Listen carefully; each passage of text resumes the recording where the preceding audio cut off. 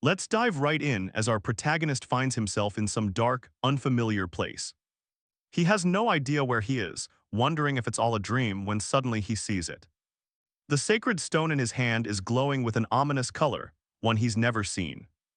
Then a single black feather drifts down before him, and as he looks up, he's completely stunned. A woman with enormous black wings is hovering in midair, but before we get into that, let's rewind back to the very beginning. In an otherworldly realm, two great powers reign. Demons and divine spirits. A long and brutal war raged between them for ages. In the end, the demons won, but about a decade ago. They turned their hungry eyes toward the human world. Humanity was powerless and defenseless. Annihilation seemed certain as demon armies poured from their gates. But that's when the divine spirits appeared, giving humans the will to finally fight back. They granted them divine power, and humans began to battle alongside the spirits. Those chosen by the spirits were able to form pacts with them. Through sacred stones, they could wield a spirit's power to combat the demon threat.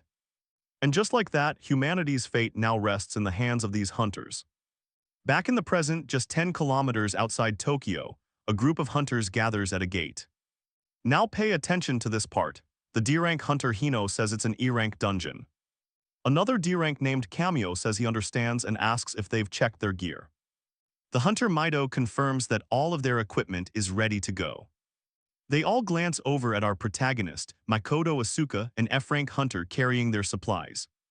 He's loaded down with everything plus extras. Makoto confidently tells them it's all in order. Saya just laughs, commenting on how much easier things are with a pack mule around.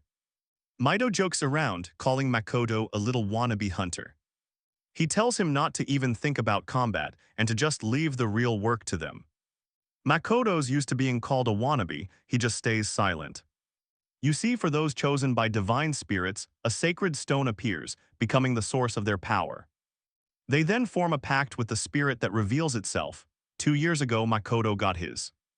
He believed this finally made him a true hunter, vowing never to let tragedy strike again. He was absolutely resolved to grow stronger, no matter what it took. And his resolve comes from pure tragedy. A few years back, a gate break, demons killed his parents. Getting that sacred stone had felt like his one true beacon of hope. A year passed. We see Makoto in a park, practicing 1,000 sword swings in less than an hour. Satisfied, he prepares for a 20-kilometer run when a blonde man points him out. His friend, a man with black hair, sneers and calls Makoto a fake hunter. The blonde man asks if it's true that after 2 years, Makoto is still ignored by the spirits. The black-haired man confirms it, dismissing him without a second thought.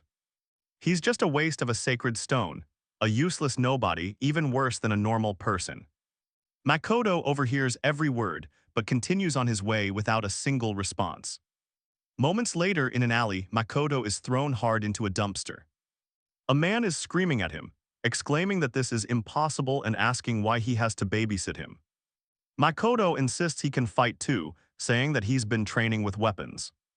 But the man just scoffs, saying all that training is pointless without a divine spirit.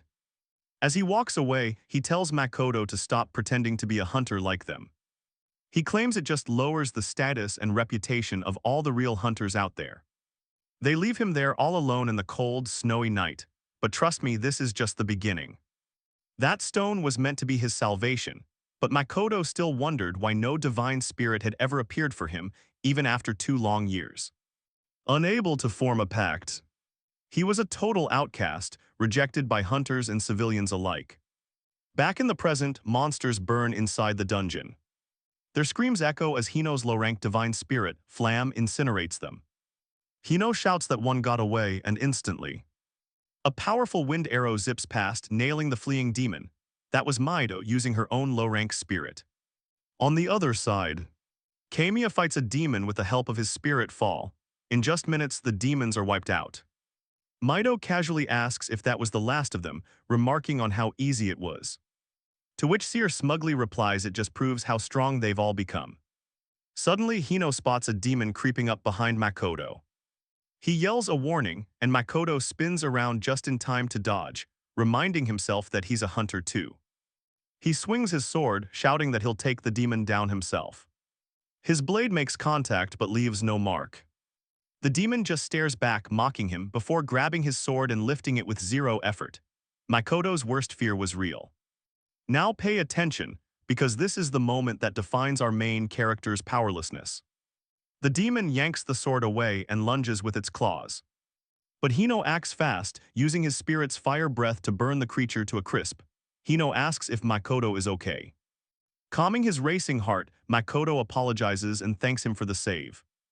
Hino walks over, telling him not to worry and even complimenting his quick movements. Shocked, Makoto explains he's been training hard. Just in case he ever finally formed a pact, Hino just nods, saying he hopes that day comes soon. Surprised by the kindness, Makoto thanks him, thinking he's just trying to be nice. But as the team looks at him, a creepy, knowing smile forms on their faces. A moment later, they reach the deepest part of the dungeon. Hino announces the boss is just beyond the gate. As he touches it, he asks Makoto if he's heard the stories about demons, some with unique habits. Makoto asks if he means exploiting their routines to defeat them. Hino confirms it, raising his hand. On cue, CIA grabs Makoto in a death grip and Mido aims her arrow right at his head. Stunned, Makoto struggles but can't break free. As Hino opens the boss door, he remarks that some demons fall asleep right after eating. Okay, I know what you're thinking, and yes, it's exactly as messed up as it looks. Mido just tells CIA to handle the rest. Trembling, Makoto pushes himself up and screams for them to wait, but Hino just taunts him. Saying someone like him could never form a pact anyway, this, he says, is a fitting end. And with that, they slam the door shut, locking it from the outside. Makoto rushes to the door, pounding on it, screaming for them to let him out.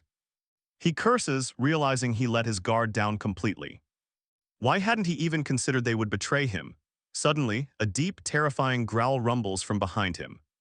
He slowly turns, frozen in absolute fear.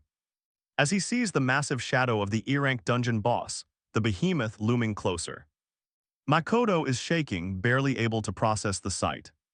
The Behemoth swings its massive claws right at him, but he dives out of the way just in time. Sprinting for his life while his so-called team laughs and plays cards outside, not caring at all. With its prey hidden by smoke, the Behemoth pauses, utterly confused. Meanwhile, Makoto is desperately searching for any way out, knowing he stands no chance. He realizes the beast isn't fully awake yet, not at its full power. This gives him a tiny sliver of hope to escape. He spots a narrow opening. He bolts for it, but the Behemoth lets out a bone-shattering roar. The ceiling collapses, blocking his only path to freedom. Game over. Makoto just stares at the rubble in total disbelief. His one shot at survival completely cut off, he looks back and it's charging. It's way too close now, but he still hopes there's some other way out. But as the Behemoth opens its massive jaws to devour him, he freezes in terror. Paralyzed by the sight of those enormous fangs, pure despair washes over him. He's accomplished nothing, he hasn't even avenged his parents. But just then, pay close attention here. His sacred stone begins to glow with a dark energy. Shouting that he refuses to die like this, the stone unleashes an ominous shadow power. Black energy pours out, shocking him as it rapidly expands around him. It forms a protective circle, and for the first time the Behemoth hesitates. It looks scared. In that instant, Makoto finds himself transported to a strange, unfamiliar place. He wonders if this is all just a dream, then looks down at his hand. The sacred stone is glowing with a sinister, malevolent color he's never seen before. Then a woman with vast, dark wings appears right in front of him. She reaches out her hand, calling him human, and offers to form a pact. Makoto is just confused, but she urges him to hurry, their time is running out. Standing before him, she asks again, will he form the pact or not? He wonders if she's his divine spirit, and you and I both know what that means. The answer is obvious. He declares he'll form the pact and fight by her side. He reaches for her hand and she accepts, telling him it's done. The pact is complete. Dark energy flows from her right into his sacred stone. He feels something crawling inside him, realizing this is the power of a pact. After the pact is formed, he steadies himself and faces the Behemoth once more. The mysterious dark realm around him fades away. Gripping his sword, he's ready. He shouts that they're prepared, but the Behemoth just lets out a deafening growl. The sheer force of it makes him tremble. Its power seems even greater now. As the monster charges, he braces himself, thinking he's not the same weakling from before. When the creature lunges, he leaps. He's stunned to find himself landing a massive distance behind it. All from just a light push off the ground, so this is the power of a divine spirit. Makoto raises his sword, absolutely buzzing with excitement. He declares it's his turn to attack, but then stops dead in his tracks. He has no idea what abilities his new spirit actually gave him. Panic hits him as the behemoth reappears right behind him. He jumps back. He dodges, screaming at the spirit in his head, asking what her power even is. A voice responds, startling him as he realizes she's talking directly into his mind. She casually admits she forgot to mention her abilities, and he absolutely loses it. Focus, she snaps back, reminding him he never bothered to ask in the first place. He retorts that now is not the time for that, just as the behemoth's claws strike. The ground behind him shattering into pieces. But Makoto manages to leap away in the nick of time. Remembering the shadow energy, he asks if that was her power. She confirms it, releasing dark shadows from his sacred stone, and tells him the ability is called Rebellion Shadow. And trust me, this is where it gets good. This power allows him to freely manipulate shadows. And if he just focuses, he will instinctively know what to do. Makoto closes his eyes for a moment, concentrating. Dark shadows flow from his hand, taking the shape of a long sword. He's completely amazed. She explains this is a shadow weapon, clarifying that for now his ability lets him transform shadows into weapons. He just smiles. Gripping his new shadow sword tight, he thanks her. Saying this is more than enough for a fight. Turning to the behemoth, Makoto teases it, asking if it was waiting for him. He mockingly apologizes, promising no openings this time around. Enraged, the behemoth swings its massive tail, crashing into the ground. Now watch closely, because as it gets near Makoto, he makes his move. He swings the shadow sword back, then slices forward right as the tail closes in. In one swift, powerful stroke, he severs the behemoth's tail completely. The monster roars in pain as its tail crashes to the ground, glaring at Makoto in pure fury. But it stops, shocked, seeing a dark, monstrous figure with huge eyes looming right behind him. Makoto dashes forward, determined, making it clear he's coming for the creature. This time, he swings his sword straight for its head. But the behemoth tilts back, dodging the attack at the last second. He was surprised the creature could actually gauge his attack range. Realizing this, he leaps even higher, launching himself from above. The behemoth jumps back immediately to create some distance. But Makoto extends his sword midair, reshaping it into a much longer weapon. With this new reach, he slashes the behemoth's limbs from a distance.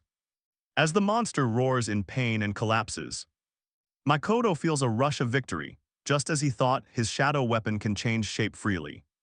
Facing the wounded beast, he leaps into the air. Remembering the harsh words from his old teammates, their voices claiming he was a waste. A nobody, a fake hunter who couldn't even form a pact, now he knew they were dead wrong. Reforming his shadow weapon into a massive butcher's knife. He felt like he'd been training for this exact moment his entire life. With a single decisive slash, Makoto brings the shadow knife down, slicing the behemoth in half. Its massive body crashes to the ground. He just stares, surprised by his own power. His weapon fades, and with trembling hands, he quietly celebrates, overjoyed that he actually defeated a demon. Finally exhausted, he sinks to the ground and looks at his sacred stone, asking the mysterious woman if they can talk now.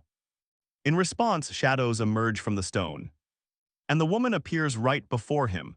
Makoto expresses his gratitude, saying she saved him. She simply replies that she only lent him her power. He was the one who did all the hard work. Shaking his head, Makoto thanks her again. You and I can see just how grateful he is that she agreed to form a pact. As she looks at him in silence, he eagerly praises her abilities.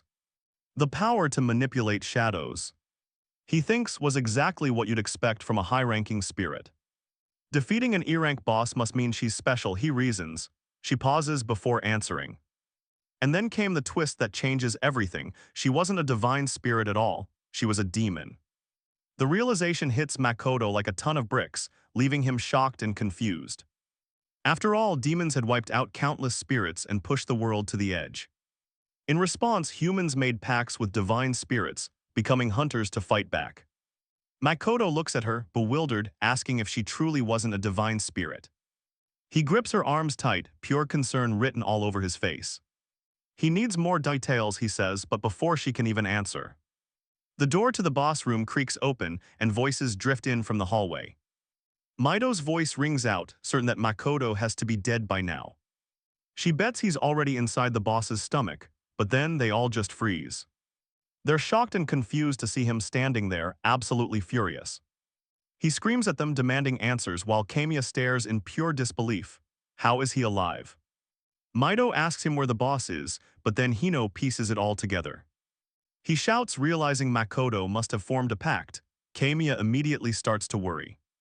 She asks Hino what they're supposed to do. He curses, knowing that if Makoto reports them, they're all in serious trouble. The three hunters activate their powers. Their divine powers are aimed right at Makoto as Hino shouts that they have no choice. They have to eliminate him. Stunned, Makoto yells back, asking for the woman's name. Caught completely off guard, she stammers out her name, Renoa. His eyes filled with resolve, Makoto says that's enough for now and asks for her power. Renoa, stunned by his raw determination, agrees, summoning his shadow weapon. A sword forms in Makoto's hand. Hino tries to rally his team, dismissing Makoto. Just a weakling, he says, telling them to finish him off fast, but then Hino's divine spirit. Flam interrupts. It asks if Hino really plans on fighting that thing. Surprised, Hino asks if Flam is scared, but Flam just calls him a fool. A fool for not seeing just how abnormal Makoto's new divine spirit really is. Now pay close attention, because this is the moment the tables turn. Mido's spirit starts trembling. It admits it has never seen anything like her before, and Kamiya's spirit fall agrees. Makoto's pact, it says, is on a completely different level, leaving Kamiya speechless. Alarmed, Hino demands to know what kind of spirit Makoto actually has. Flam explains that he doesn't know who she is, but she wields the power of a top-class divine spirit. Everyone is completely shocked. Makoto glances at Renoa, finally understanding. See, spirits are ranked lower, middle, upper, and top class, only a tiny fraction of spirits ever reach that highest level of power. They are known far and wide as the absolute strongest of their kind. Makoto asks Renoa who she really is, but she just gestures forward, saying there's no time for long explanations.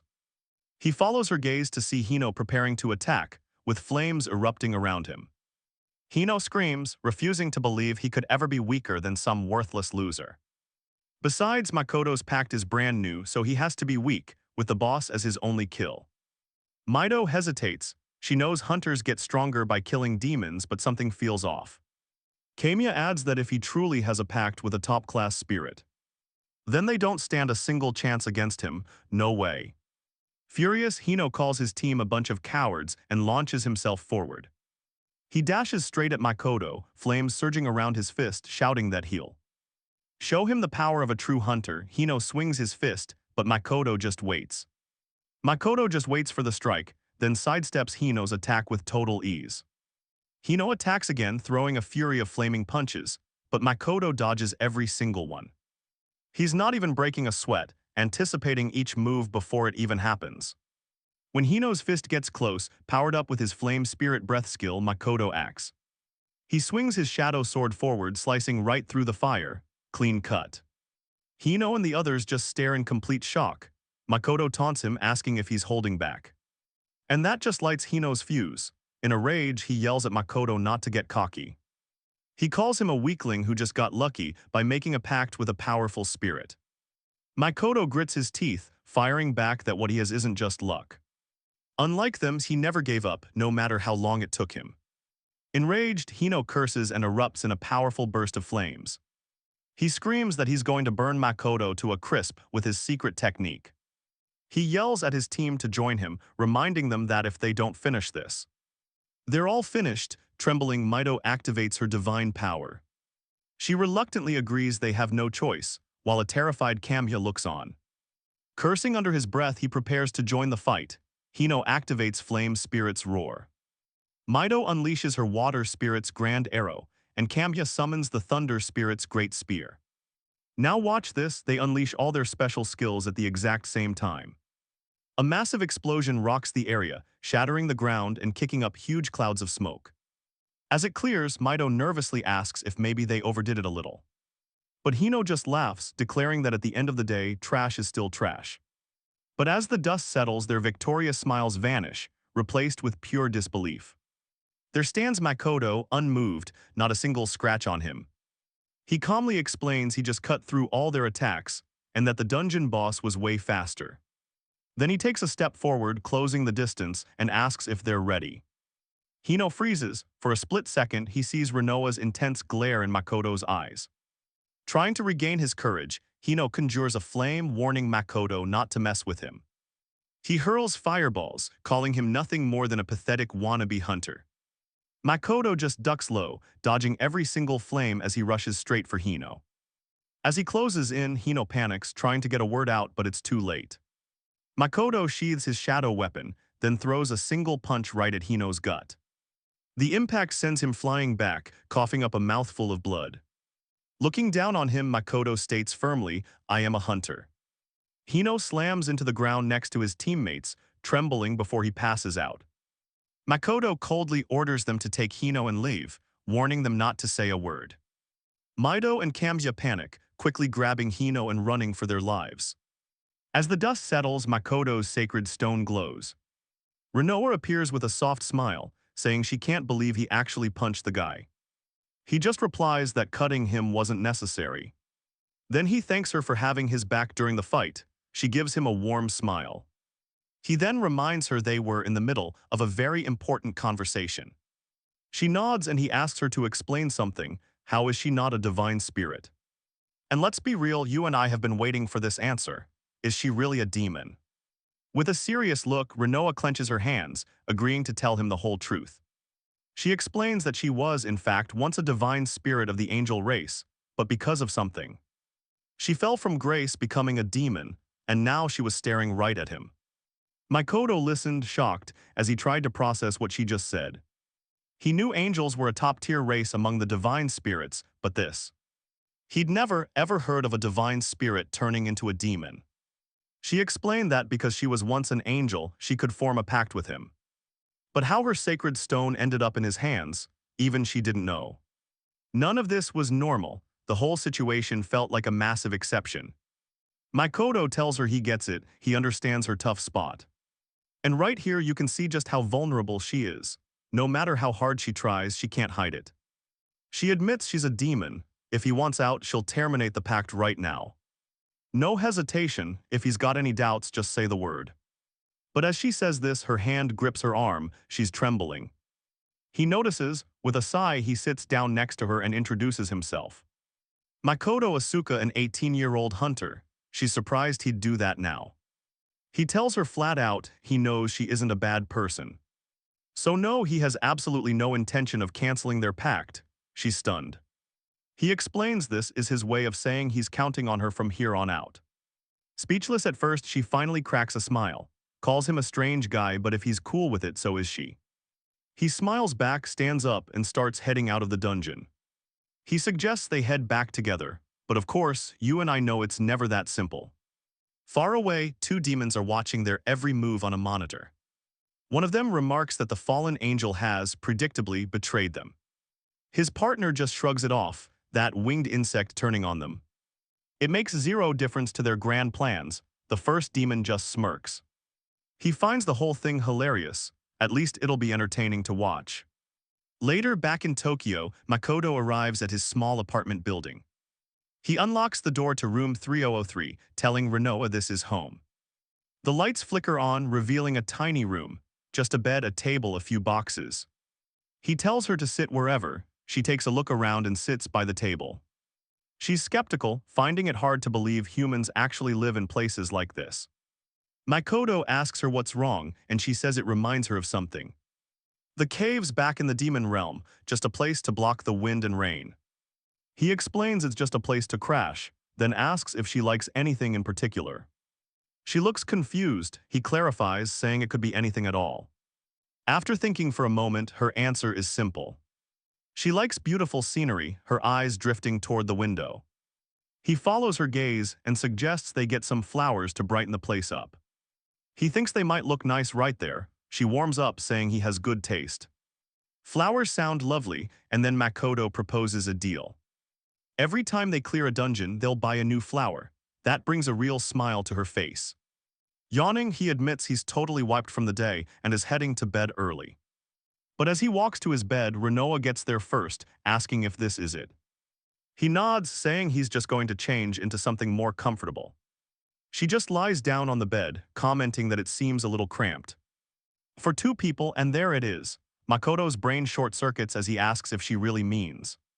Renowned asks if they're sleeping together, wondering if it's customary.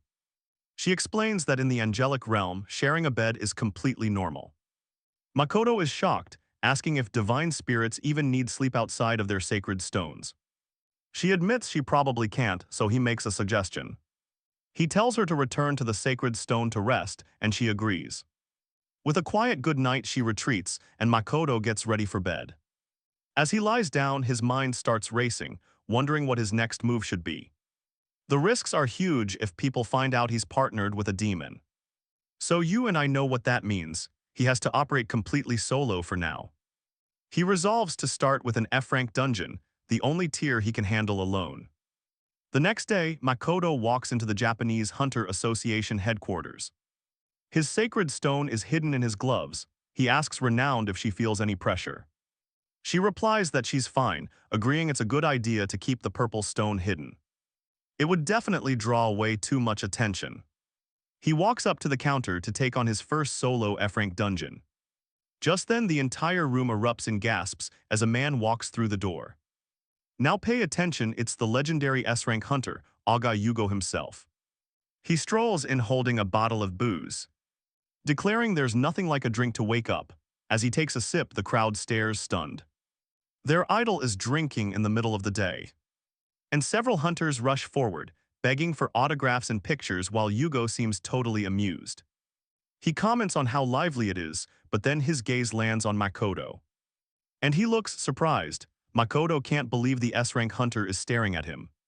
They make eye contact. Yugo just smiles and starts walking right toward him.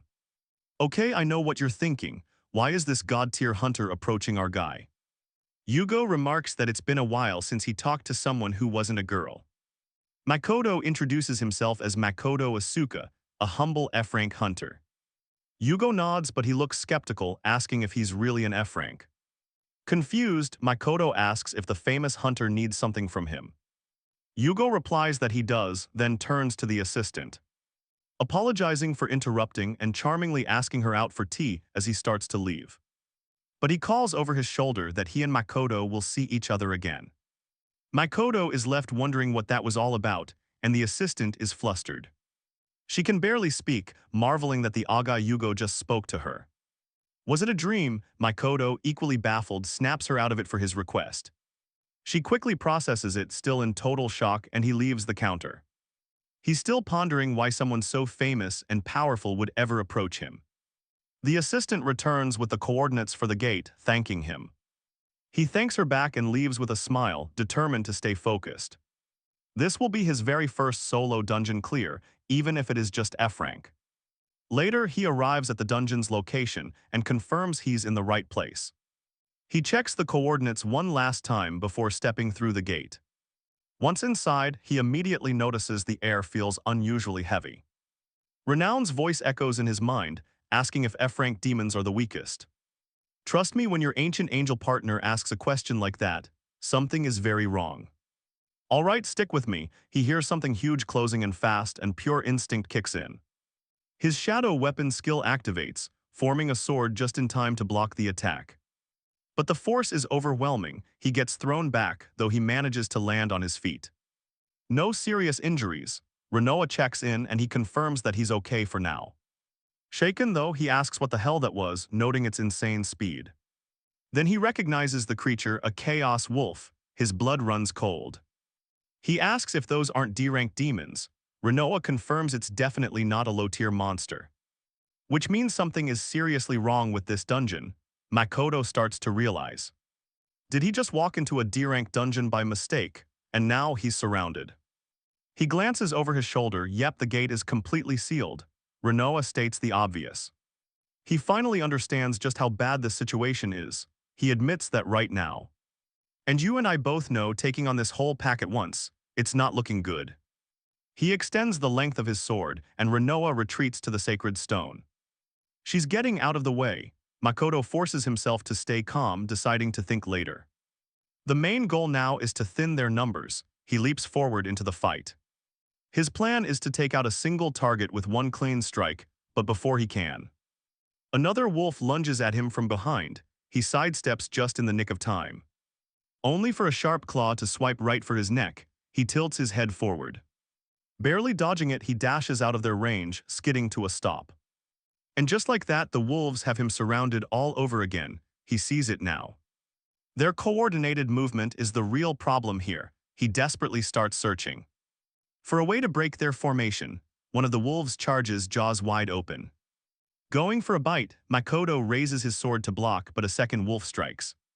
It slams into him from the side, knocking him off balance and sending him sprawling. As he hits the ground, he realizes their strength and perfect precision. They work together, attacking the very second he shows an opening. He starts to wonder. Okay, I know what you're thinking. Is there any way he can actually win this? Inside the stone, Rinoa watches his struggle deep in thought. She calls out to him. She says she has an idea and tells him to observe the wolves' movements closely. As the wolves draw closer, glaring him down, a crazy plan begins to form. He knows it's risky, incredibly dangerous even, but he decides to try it.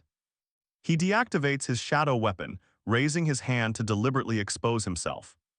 Rinoa panics, realizing this one move could easily cost him his life. If this fails, it's over. Seeing their chance, all the wolves charge at once. Just as they're about to tear him apart, Makoto reactivates his shadow. The weapon skill explodes to life, his sword extending right into a wolf's open mouth. With one swift, powerful slash, he cuts through that wolf and two more behind it. A single strike, 3 wolves down instantly. He looks at his sword, stunned. He's just relieved his last-second gamble actually worked. Rinoa reappears, looking impressed. And you and I just saw his brilliant strategy, baiting them into a perfect kill zone. Makoto collapses to the ground, admitting he wasn't even sure it would work. Rinoa then asks the big question, why does this dungeon feel so much stronger? It's way tougher than they anticipated, clearly not an F rank. Makoto agrees completely. He finally concludes this must be a D-rank dungeon, far tougher than he was ready for. Acknowledging the insane difficulty, he knows that with his current power level. His current abilities made this D-rank dungeon a huge challenge, but let's watch him rise to the occasion. Once you enter a gate, the only way out is to beat the boss. Makoto knew she was right, no choice but to press on and face what's next. Suddenly both Makoto and Rinoa froze. Something was coming. A whole new swarm of wolves. Frustration starts boiling up inside him. He just barely managed to kill 3 of them, and now there were even more. Rinoa reappears by the sacred stone, telling him not to worry. Things were different this time. He asks her what she means. She tells him, raise your hand, focus on shadow chains and target one. He follows her instructions, and shadowy chains burst from his palm. They wrap tight around the wolf's body. Rinoa calls this skill Shadow Bind. Thrilled to have a new skill, Makoto yanked the chain, and you gotta see how he uses this. He drags the wolf toward him and cuts it clean in half with a single swing. Stunned by how effective it was, he barely had time to react. Another wolf lunges from behind, and he whips out Shadow Bind again. The chains shoot out, wrapping around the beast midair. Grabbing the chain, he hurls the wolf around, smashing it into the others. Realizing how versatile this is, he summons his shadow sword. He binds another wolf, shouting to Rinoa how amazing and easy this ability is. She agrees, praising his skill, but gives him a crucial warning. Shadow Bind eats up a ton of magic, so he has to use it wisely. He takes her words to heart, saying this new power is enough to keep moving. Sometime later, he finally plants his shadow sword into the ground. The battle was over finally. He reflects on the sheer number of wolves. After defeating so many, he notes with a bit of a shock that he isn't even tired. Rinoa reminds him that hunters grow stronger the more monsters they defeat. His stamina was proof of that progress, and we can see it on his face, that feeling of real growth. He looks down at his hands, a surge of pride washing over him. He's changing. After a short rest, he gives Rinoa a nod. It was time to keep going. As they continued deeper, Renoa silently observed his explosive development. Even with so little experience, his physical stats and mental game were insane. His strength and quick thinking let him adapt instantly, filling her with excitement. She couldn't wait to see what he would become. After a while, Makoto reached the dungeon's final area. The boss was waiting. He stared at the massive gate, hesitating for a moment. Sensing his tension, Renoa asks if something is wrong. He explains that clearing dungeons is a hunter's duty, since only they can unlock the boss room. He admits he's scared to fight a D-rank boss, but also thrilled to prove himself. Renoa reminds him that this is only the first step on a long road. He agrees, determined to survive and continue his journey. To become a hunter strong enough to one day save the world. With newfound resolve, Makoto grabs the gate and pushes it open without a second thought. Stepping inside, the door slams shut. He looks up and sees the towering shape of the boss. A hell scorpion, its massive stinger poised, growling in pure fury. Trust me, the real battle starts now. Makoto trembled slightly as he took in the hell scorpion's thick armor. All right, you and I are about to watch a fight against a monster with armor harder than steel. Renoa senses his fear, asking if he's scared. He just plays it cool, blaming battle jitters. But then the scorpion lunges, striking the ground hard with its massive tail. It leaves a deep crater right where Makoto was standing just a second ago. He dodges, noting the terrifying precision and speed of its attacks. One direct hit would be fatal. Suddenly, a massive claw shoots towards him, but he manages to block. He gets his shadow sword up just in time, then leaps right onto the scorpion's arm. He slashes down hard, but his attack leaves no mark, confirming his worst fears. That armor is insane. The scorpion whirls around and Makoto quickly retreats. He gets to a safer distance, deciding to dodge and analyze its movements for now. Now even the strongest armor has weak spots, right? Usually around the joints or limbs. Renoa just watches quietly from her realm, observing his strategy unfold. Makoto attacks again, aiming for its arms and tail, but his strikes still do nothing. Gathering every bit of his strength, he plunges his sword forward with everything he has. He aims right for its head and it barely leaves a scratch. In response, the scorpion roars. It releases a powerful shockwave that blasts through the air, forcing Makoto back. He has to cover his ears from the painful vibration. Then, it pulls a startling new move. The scorpion's tail transforms into crystal-like spikes, which it aims right at him. It launches them in his direction. Makoto sprints backward as the sharp crystals graze him. He's totally shocked to discover this creature also has long-range attacks. His mind is racing. How in the world could he possibly win against this thing? Desperate for a hint, he asks Renoa if she has any ideas at all. She tells him straight up, as things are now, it's pretty much impossible for him to win. She's basically saying he needs to push way beyond his limits, and just then, the scorpion charges him again. He reacts instantly, whipping out his shadowbind. He chains its arms and swings it with all his might straight into the cave wall. The entire place shakes. Makoto knows if that hit had landed on him, it'd be game over. As the scorpion turns back toward him, he notices a crack has formed on its head. And there it is, the lightbulb moment you and I have been waiting for, blunt force. The scorpion screeches in pure fury and launches another sharp claw in his direction. Makoto leaps away just in time. It attacks again, even more fiercely than before. He dodges with a sense of urgency, realizing its movements are getting faster. More aggressive and completely relentless, he quickly takes stock of his options. He considers changing his sword size, but he knows slashing attacks are useless. That's not gonna help him at all. Determined, he focuses on creating a new plan. One that relies on pure blunt force to exploit the crack he just discovered. Renoa calls out to Makoto, reminding him of the first time he ever used his shadow weapon. And he immediately gets what she's hinting at, recalling how he beat that last boss. A smile spreads across his face as he understands. He watches the beast lunge. The scorpion comes at him with both claws, trying to crush him flat, but he jumps.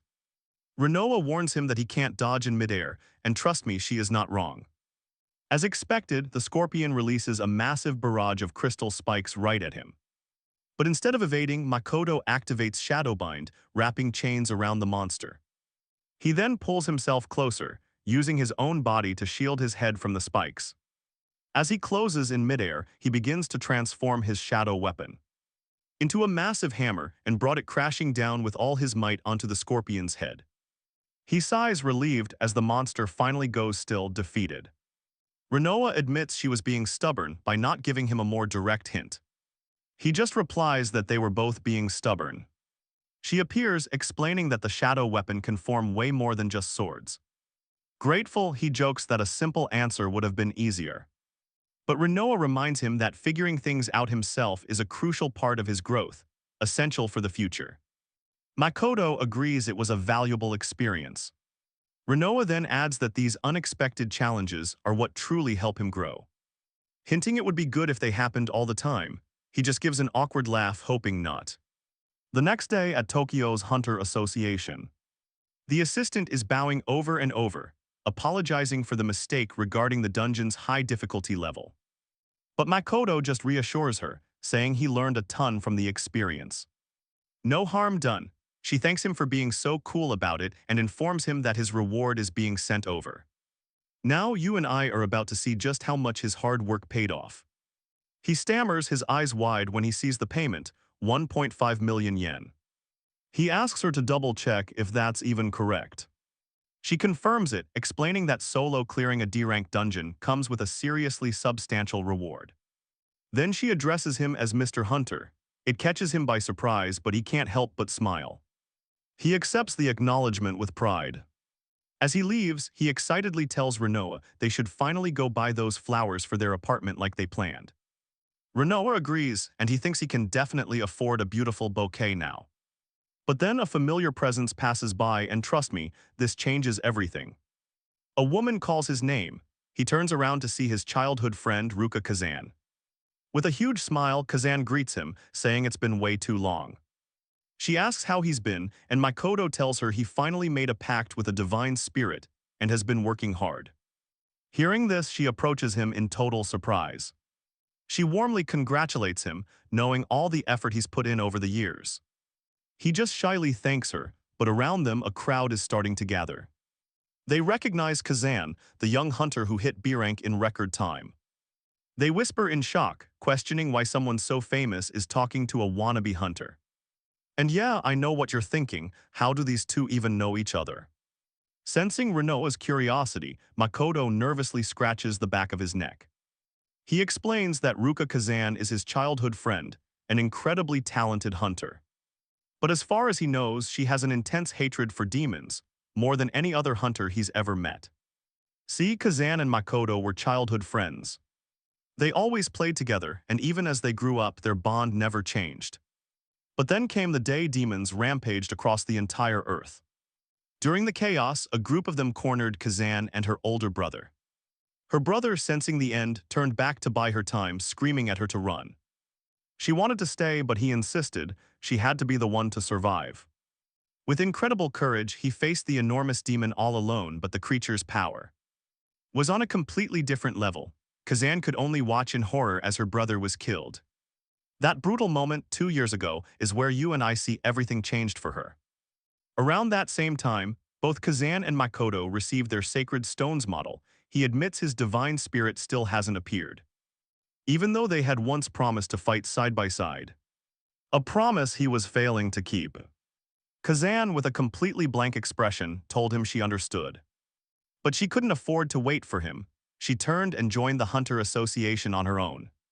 Back in the present, they're sitting in a cheerful cafe, and Kazan is all smiles, saying the parfait here is the absolute best. She even congratulates him for solo clearing a D-rank dungeon right after his pact. But he just reminds her that he's technically still an F rank. She waves it off, calling it impressive anyway, saying he's truly living up to his name, Makoto. And here it is, the question he was dreading. She eagerly asks what kind of spirit he actually formed a pact with. Makoto totally freezes, with no idea what to say. Renoa chimes in, ready to appear at any moment, but Makoto quickly whispers for her to wait. He knows her appearing now would just cause way too many complications. Thinking on his feet, he tells Kazan that his divine spirit is just a little shy. Kazan looks baffled, asking if divine spirits can even be shy. Renoa mutters in the background that she isn't shy at all, as Makoto tells her to hold back. He insists it's a complicated situation. So Kazan raises her hand, revealing her own sacred stone, and offers to introduce her divine spirit first. With a gentle puff of air, her upper-rank divine spirit, Wave, the wind spirit, appears, bowing politely. Wave greets Makoto with the utmost respect, and he just stares back in total shock. He's completely blown away by Wave's formal manners and perfect poise. Kazan then asks if he plans on taking a rank reassessment, but the next one isn't for a while. So she encourages him to train, and suggests they tackle a C-rank dungeon together. Makoto is stunned, telling her the gap between their power levels is way too huge right now. He knows he'd only hold her back. He's also terrified of anyone finding out Renoa's true identity, but Kazan just gives him a warm smile. She reminds him that he used to be the one leading her when they were kids. Now it's her turn. That simple, reassuring smile is enough to silence all his doubts, and he agrees. They made a promise, after all. He couldn't just turn down this chance to get stronger. But more than anything, he's just thrilled to see Kazan's pure joy. The idea of finally going on a mission together means the world to her. Meanwhile, over at the Tokyo Hunter Association building, things are much more serious. Okay, let's switch gears because the high-ranking officials here are discussing a huge threat, the Majin. One man reports that these beings have human-level intelligence and at least A-rank power. For the longest time they've kept a low profile, but that's changing. Recently, at least a dozen different hunters have fallen victim to them. The survivors all describe their strength as something completely out of this world. Shiro, the president of the Japan Hunter Association, listens and then lets out a laugh. He boasts that if he were in his prime, he'd have hunted them down himself. Mima, the chief of the gate management system, scolds him, saying this is no time for jokes. She adds that the management system she personally built shows that all the gates are being cleared just like they're supposed to be. But the man continues, explaining that survivors claim the Majin appeared asterisk after the gates were cleared. This just confuses Miss Higa, who asks what purpose they could possibly serve appearing post-clearance. Just then Yugo walks into the room, apologizing for his late arrival. Alright, let's kick things off with a guy who clearly has no problem being late. He just casually compliments her beautiful face, which only makes her even angrier. After the report, Yugo pipes up, saying he understands the situation and might have an idea. Miss He warns him not to just make things up, but he's practically oozing confidence. He tells her to leave it all to him, mentioning he's got some free time to burn. Crow shows total faith in Yugo's abilities, officially handing him the mission. Yugo accepts and heads out of the room, but as he leaves, his thoughts turn to someone else. He thinks about Makoto, wondering if his own prediction about him is about to come true. Meanwhile, at a derelict building, Kazan and Makoto stand before a C-rank dungeon. Now pay attention because this is where the real test begins. They're about to face much higher-ranked demons, and he's also worried about Rena being there. He knows her presence might affect Kazan because of their history. Sensing his tension, Kazan gives him a reassuring pat, telling him not to worry. She'll protect him. He smiles, thanks her, but says he plans to prove something. He's not just here for protection. Together they step through the gate. Two C-rank demons are waiting. Makoto activates his shadow weapon, planning to observe first. But before he can even blink, he feels a massive gust of wind rush past him. He turns to see Kazan already charging forward, her spear thrusting with incredible speed. It smashes into a demon's head, causing it to just explode on impact. With an intense look, Kazan declares that every last demon needs to be destroyed. He realizes the raw hatred driving her is way beyond anything he expected. As Kazan walks back, she says she can sense another demonic presence nearby. Then she locks eyes with him, a piercing gaze, and asks where that presence is coming from. I know what you're thinking, he's totally busted right from the start. Panicked, Makoto immediately deactivates his shadow weapon, and as its energy fades. Kazan glances around, figuring a demon must have just escaped. But she warns him that the demonic presence she felt was absolutely real. He needs to stay alert. He quickly agrees, his heart still pounding. He guesses Kazan must have a heightened sensitivity to the magical energy of demons. She likely picked up on his shadow magic. Renoa agrees, commenting on her power. And her intense hatred for them. Makoto admits he wanted to tell Kazan the truth. But after seeing her in action, he's more worried than ever to reveal his secret. A short time later, they reach the dungeon's middle floor, and a whole swarm of demons appears. Kazan instantly activates her wind spirit's mantle, rushing into the fight. She kicks the nearest demon to the floor before effortlessly slicing it clean in half. While hovering in midair, she quickly skewers another monster with her spear. Then she spins in a wide arc, tearing through several other demons around her. Makoto watches in pure amazement, realizing she's literally flying with wind power. He charges forward to take on a demon on the ground, shouting up to her. He tells Kazan that he can handle everything down below. He counters the demon's attack with a swift elbow, then slices it in two with his sword. He yells again for her to leave the ground assault completely to him. These C-rank demons are way stronger, but he can feel that he's powered up too. Then he switches his shadow weapon into a gun, firing shot after shot from a distance. And trust me, watching Kazan's jaw drop as his sword becomes a gun is everything. Alright, let's pick up right after the chaos, with him just marveling at his new power.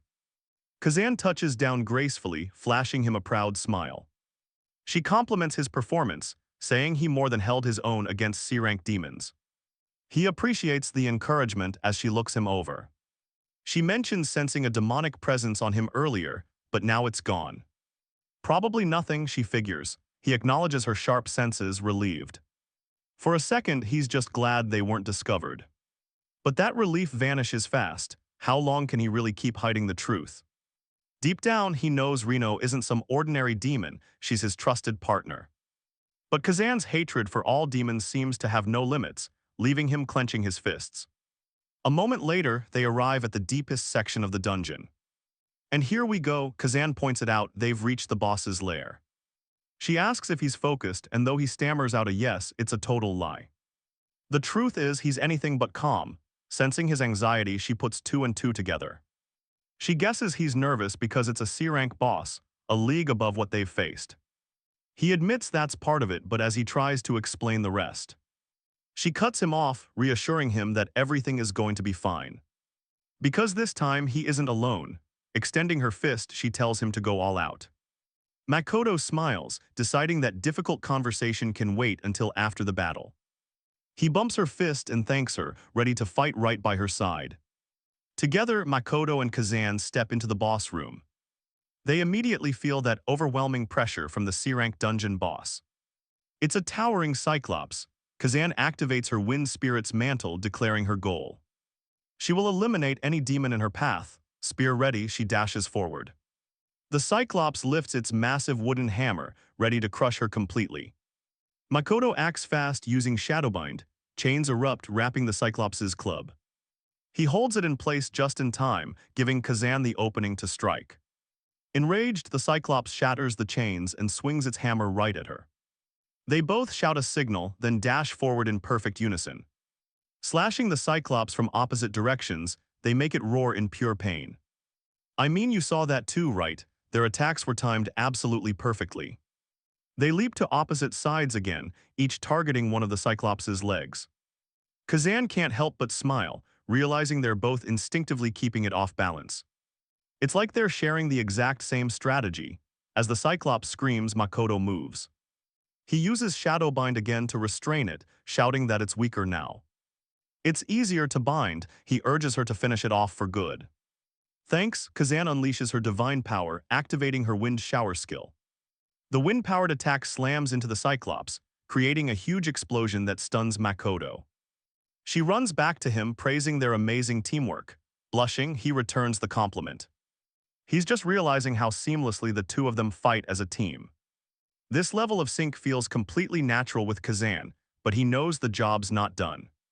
Just then, Kazan's wind spirit, Wave, appears and compliments them both. Kazan proudly replies that their years of friendship makes them an unstoppable team. A partnership, she says, that could take them absolutely anywhere. Makoto swallows nervously, approaches Kazan, and admits there's something he has to say. He had something to tell her before they went any further, so he started removing his glove. Ready to reveal his sacred stone, when a sudden loud crack split the silence. They both spun toward the sound, eyes wide, as a gate started to materialize. Now watch closely because this is where everything goes sideways. A clawed hand emerges, followed by a demon who grins at Makoto. "Finally found you," he says, stepping forward with a smile that's all wrong. The intense evil rolling off him makes Makoto tremble. This thing was on another level. He'd never faced a demon with this kind of terrifying presence before. Was this one of the legendary humanoid demons? Sensing his fear, Kazan pushed him back. She stepped up to the demon, demanding to know if he was one of the Majin. With a smirk, the demon introduces himself as Grom, confirming her worst fears. "The rumors are true, and trust me, her next words to Makoto are absolutely chilling. She tells him if they fight Grom together, they will both be killed. Period." Makoto immediately protests, saying they have to escape together, but she shuts him down. "It's enough if you survive," she tells him, activating her wind spirit's power. Her entire body glows as she charges Grom, her spear a blur of motion. But her incredible speed means nothing. Grom dodges every single strike like it's nothing. He even taunts her, saying it looks like she's moving in slow motion. Makoto can only watch in horror, knowing she's fighting at her absolute peak. But Grom's power, his movements, it's a completely different league of strength. There's not a single opening, no way for him to jump in and help. Finally, Grom snatches her spear, pulls her in close, and declares, "Gotcha." He slashes with those razor-sharp claws, but she flies back just in time, barely dodging. Putting some distance between them, she calls on her divine spirit, Wave. It's time for their secret technique. Wave acknowledges and Kazan raises her hands. Activating Milestone, she unleashes a storm of green wind tornadoes right at Grom. The blast is so powerful Makoto has to instantly form a shadow shield to protect himself. Kazan just hovers in the air, trying to catch her breath after that massive attack. But when the dust settles, Grom is standing there completely unscathed, looking amused. He says her ultimate attack just felt like a nice, gentle breeze. Absolutely furious, Kazan grips her spear, her knuckles white. Noticing her pure rage, Grom comments on how much she must really hate demons. "I'm going to kill every last one of you," she retorts, her voice dripping with venom. With a slight smile, Grom asks if she's sure she wants to kill all asterisk demons. Then he points a claw right at Makoto, and here it is, folks, the twist that changes everything. He reveals that her precious hero has formed a pact with a demon. Kazan lands, completely shaken, refusing to believe it could possibly be true. But Grom just keeps that taunting smile plastered on his face, confirming it. She yells that there's no way Makoto would ever make a pact with a demon. And even if he did, he wouldn't keep it a secret, but her confidence wavers as Makoto stays silent. "Deny it," she begs him, but he knows he can't hide it any longer. Frustrated, he pulls off his glove, finally revealing the sacred stone on his hand. He commands Renoa to come out, and she materializes from the stone in a flash of light. Kazan just stares, absolutely stunned. I mean, can you blame her? A demon from a sacred stone. Makoto just hopes he can explain Renoa's unique situation before it's too late. He tries to talk, but it's too late. Trust me, we're jumping right into the chaos. Kazan raises her spear, absolutely furious, demanding to know why he made a pact with a demon. She screams that it's wrong, that she can't possibly understand his reasoning. She yells at Makoto that she can no longer trust him, reminding him that demons are the enemy. Makoto begs her to wait, to just calm down so they can talk things through properly. But she refuses to listen. Blind with fury, she turns her rage directly on Grom. With a war cry, she hurls her spear, declaring she'll start by taking him out. Grom easily snatches her by the neck, squeezing until she gasps in pain. Just as he raises his fist for the final blow, Makoto's shadow chain shoots forward. It wraps tight around Grom's arm, stopping the attack cold. Now watch, this is when Makoto finally makes his move. Grom breaks free like it was nothing, laughing as he taunts Makoto for taking so long to step in. He tosses Kazan aside like trash, muttering that he couldn't care less about her. Makoto catches her just before she hits the ground, realizing she's been knocked unconscious. Whispering an apology, he lays her down gently on the floor. Okay, with her out of the way, Grom turns his full attention to Makoto and Renoa. He sneers, pointing a finger at Renoa and calling her a pathetic fallen angel. She coldly replies that she never wants to hear his disgusting voice ever again. Makoto, totally lost, asks if they know each other from somewhere. Renoa explains that when she first fell, the Majin tried to capture her, but she managed to escape. Understanding dawns on Makoto. He realizes just how close she came to a terrible fate. After all, the Majin aren't mindless beasts, they're intelligent, malevolent demons. Grom continues, saying that even as a former divine spirit, she's just another target to them. Renoa snaps back that she has no intention of joining demons, they will always be her enemies. Her defiance just makes Grom laugh. He asks if she truly doesn't want revenge. Revenge against the very divine spirits who cast her out. She furiously tells him to shut up. She insists she has no interest in revenge and orders him to be silent. Ignoring her completely, he offers her total freedom to kill anyone she wants, spirits, humans, anyone. All she has to do is join him, claiming a demon should live by its true nature. Renoa tries to fight back, wanting to declare that she's still an angel. But she falters as a surge of pain and anguish washes over her, tears welling in her eyes. That's when Makoto steps in front of her, telling Grom that Renoa is different. Confused, Grom asks what he could possibly mean by different. Makoto explains that if a demon is a being who harms others for no reason, then Renoa doesn't fit the bill. He calls her kind, pure-hearted, and his partner. Renoa is left completely stunned, deeply touched by his unwavering faith in her. Grom just sneers, calling Makoto a pathetic weakling for spouting such sentimental nonsense.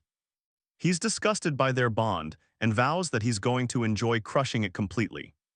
He challenges Makoto to entertain him, and you and I both know a serious fight is about to go down.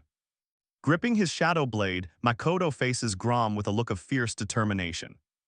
He's fueled by Renoa's anger and their shared resolve to put this demon in his place. Grom just stretches his body casually, a completely smug smile on his face. Renoa quickly warns Makoto that actually defeating him is pretty much impossible. However, she points out that Grom's arrogance could be the very weakness they exploit. An opportunity to escape, that's their only realistic chance of survival. But then Grom vanishes, dashing toward Makoto with terrifying, inhuman speed. You and I are jumping in just as he raises his sword, only for Gro to vanish completely. Then reappear right behind him. A brutal kick sends Makoto flying into the wall. He collapses in pain as Gro just leisurely strolls toward him. Thinking fast, he summons Shadow Bind, locking onto Gro's arm and foot. He shifts his weapon to a gun and fires, but Gro effortlessly shatters the chains. He meets the incoming shadow bullets with his bare hands, catching them all. Every single one midair, before casually tossing them aside with a cocky smirk. Gro even says it would have been more fun if Makoto had thrown them back. Are you out of tricks already? He taunts, fueling our hero's frustration.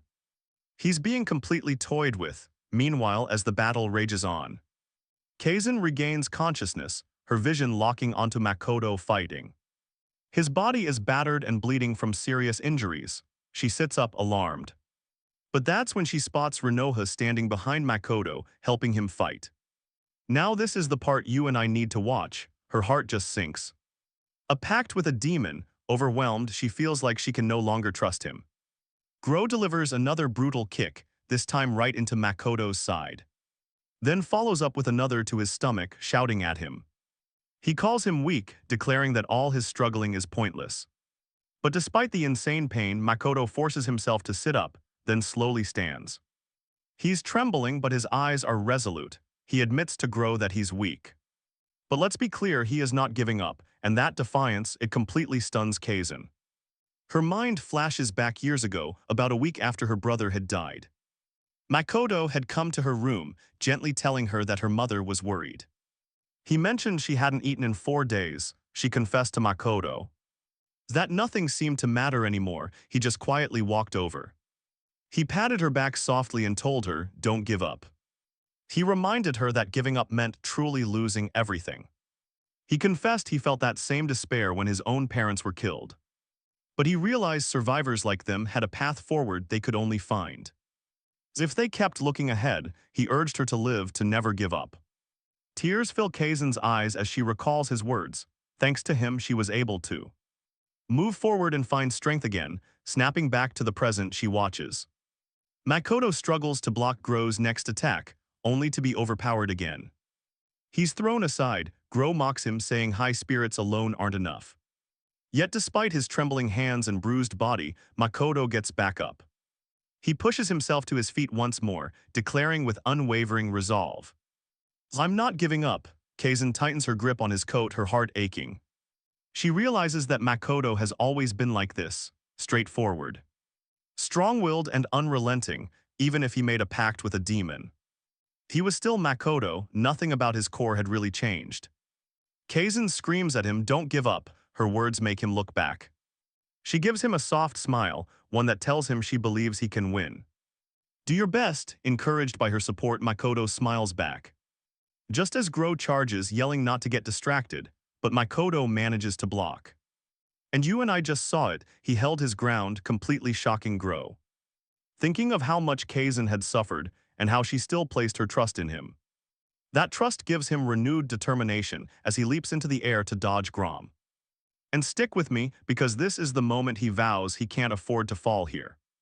He strikes back, swinging his sword hard. Grom dodges, but even he notices an increase in Makoto's speed. He launches another strike, aiming straight for the eyes. Declaring his resolve to survive and return, he closes in as Grom tilts his head. But the blow lands. A scratch forms on his face as blood splatters to the ground. Makoto quickly distances himself, noticing Grom's brief, priceless moment of shock. Kazan, watching from afar, is amazed that Makoto actually managed to wound the demon. Grom just licks the blood from his face, an amused smirk playing on his lips. He decides the fight has gone on long enough, playtime is over.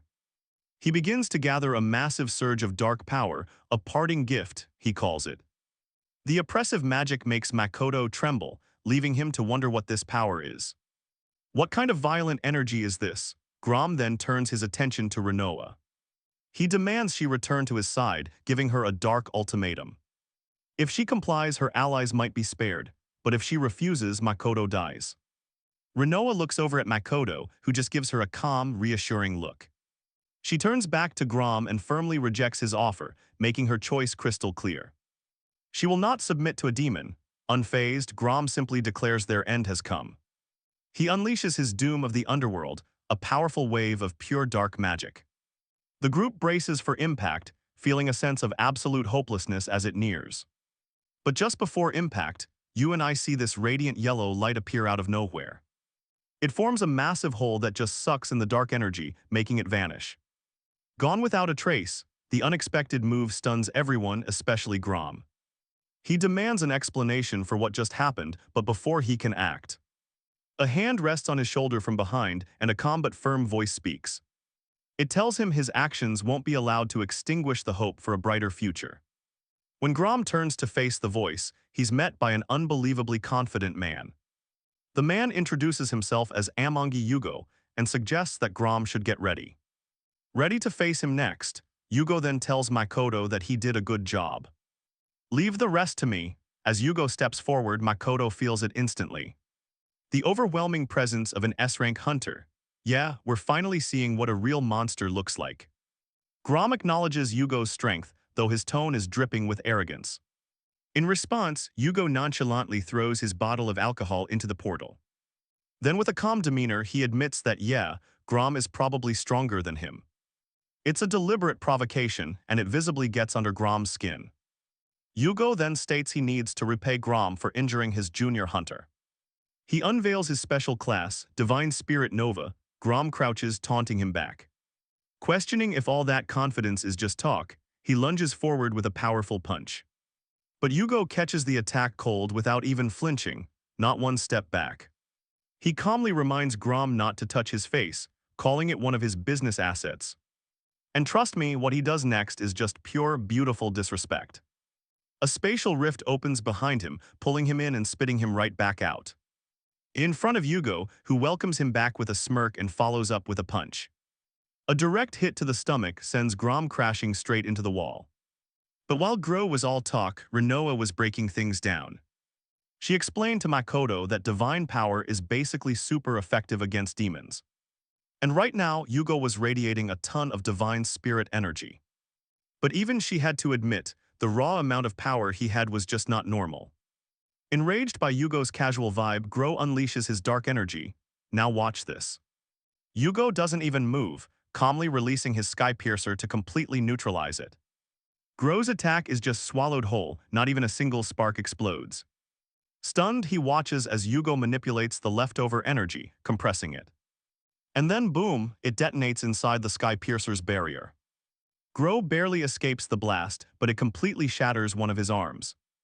Makoto, seeing Yugo counter a demon so easily, realizes this guy is on another level. Yugo just laughs, mocking Gro's escape and pointing out his severe injury. He tells the demon he should probably start using his full strength now. This mockery pushes Gro over the edge, who powers up to finish Yugo for good. But just as things are about to escalate, get this, another demon suddenly appears. Everyone is shocked. Gro recognizes the newcomer, calling him Fian.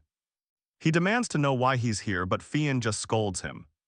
He warns Gro that using that much power in his state would kill him. Fian then turns to Yugo, acknowledging his strength and saying it'd be a tough fight. He guesses that if they really fought, neither of them would walk away unharmed. Yugo agrees, admitting Fian looks seriously tough. So Fian declares it a draw and orders a strategic retreat. Gro absolutely refuses to back down, but Fian shuts him up with a furious glare. Entering a portal to escape, Gro threatens them all with a final promise. He vows to return and kill every single one of them, so they better be ready. The gate vanishes and the dungeon falls into a dead, eerie silence. Breaking the quiet, Yugo casually asks if the demons are really gone. Makoto steps forward, bowing deeply to Yugo, thanking him for saving their lives. Yugo just shrugs off the thanks, saying they can talk on the way back. Later, during their conversation, Makoto finally works up the courage. He hesitantly asks Yugo if he knew from the start, from their very first meeting. Did he know that Makoto might have a contract with a demon? Yugo takes a sip of his drink and admits, yeah, he had a hunch. He figured there was some connection, which is why Gro was stalking Makoto. Yugo then turns to Makoto and Kazan with a question you and I have been wondering about. He casually asks if they've finally made up with each other yet. The question startles them both. Kazan says she realizes Makoto hasn't changed. But then she glares at Rinoa, adding that trusting her is a different story. Rinoa, completely unfazed, just tells Kazan to do whatever she wants. The tension between them gets so thick Makoto starts panicking, trying to keep the peace. Watching them, Yugo points out that Rinoa, as a former spirit, is kind of like a demon. And because of that, she's going to be a critical part of what comes next. He reassures Makoto, saying he accepts both Rinoa and Makoto's own humanity. Hearing this, Makoto is just flooded with relief and gratitude for his understanding. And with newfound resolve, he runs ahead and faces Yugo, vowing to get stronger than ever. That bold declaration catches everyone off guard, but Yugo just grins, dashing past Makoto. Moving at lightning speed, he says he's looking forward to the day they can finally fight side by side. A little later, on top of a skyscraper, a plane touches down. It's there to pick up Yugo, who's just finished his report on the recent demon activity. He informs Kamiro the demon threat will probably stay dormant for now. Kamiro thanks Yugo for his work, confident that trusting him with the mission was the absolute right call. Sairo then changes the subject entirely. He asks if Yugo remembers Himuro Yu's, the former A-rank hunter. Yugo confirms. He recalls Yu's as the infamous criminal who killed several hunters after getting kicked out for bad conduct. Now here's where the real trouble begins. Sairo reveals Yu's was in custody but suddenly vanished, leaving Yugo stunned.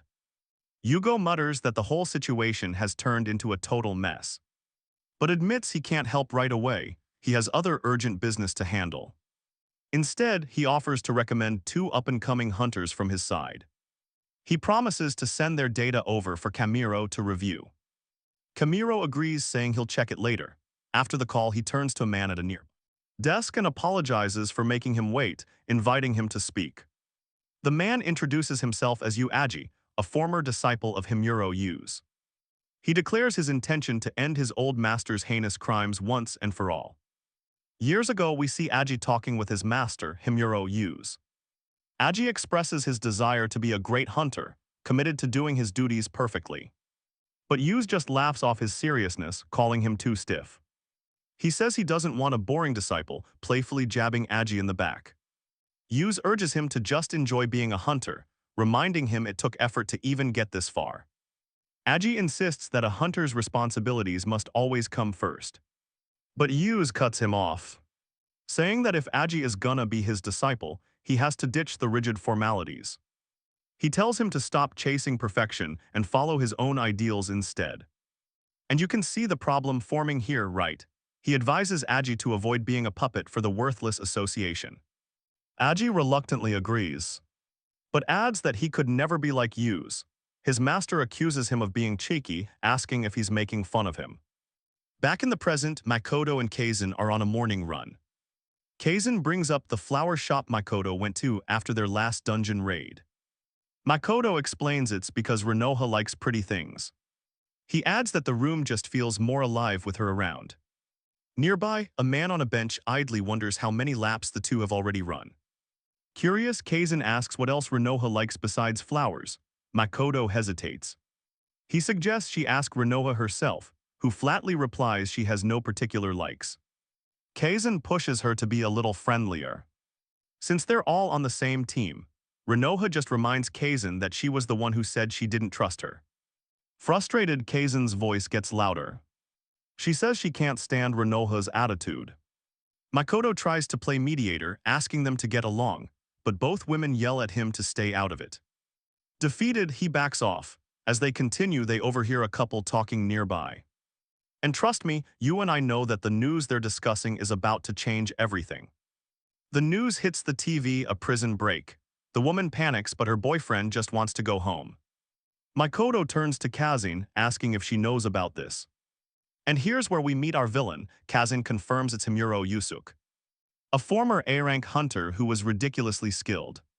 She can't imagine what would make a guy like that snap and commit such horrible crimes. Just then, Makoto's phone goes off. He pulls it out to see an email from the Hunter Association. Kazan gets the same notification, and they read the message together. It's an emergency summons from the association. Looks like they're both being called in. Makoto figures it has to be because of Yo's recommendation, but he's still wondering what's going on. Kazan just says they should head over there and find out. A short while later, they arrive at the Tokyo Hunter Association headquarters and are shown to conference room number 5.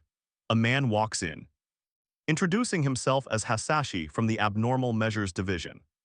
Hasashi thanks them for their time, explaining that based on Yo's glowing review, they're being tasked with hunting down Himuro Yusuke. And yeah, you heard that right, they both look completely floored. Hasashi explains that while the police are on it, the Hunter Association has to make its own move. He says it's possible Yusuke is hiding out near the gate closest to where he escaped. As hunters, their job is to tackle and investigate a C-rank gate in that area. He asks if they have any questions. Makoto immediately speaks up, pointing out that Yusuke was a former A-rank hunter. He's not sure the two of them alone can handle an opponent that powerful. But Hasashi reassures them, revealing they won't be going in alone. An A-rank hunter has been called in to help. Hasashi tells them the third member of their team should be arriving any second now. And get ready, because the person who walks through that door changes everything. It's AI, he greets Kazan, casually mentioning it's been a while since they last met. With the team now complete, Hasashi bows and excuses himself. He tells them to review the documents on the table for all the nitty-gritty details before heading out.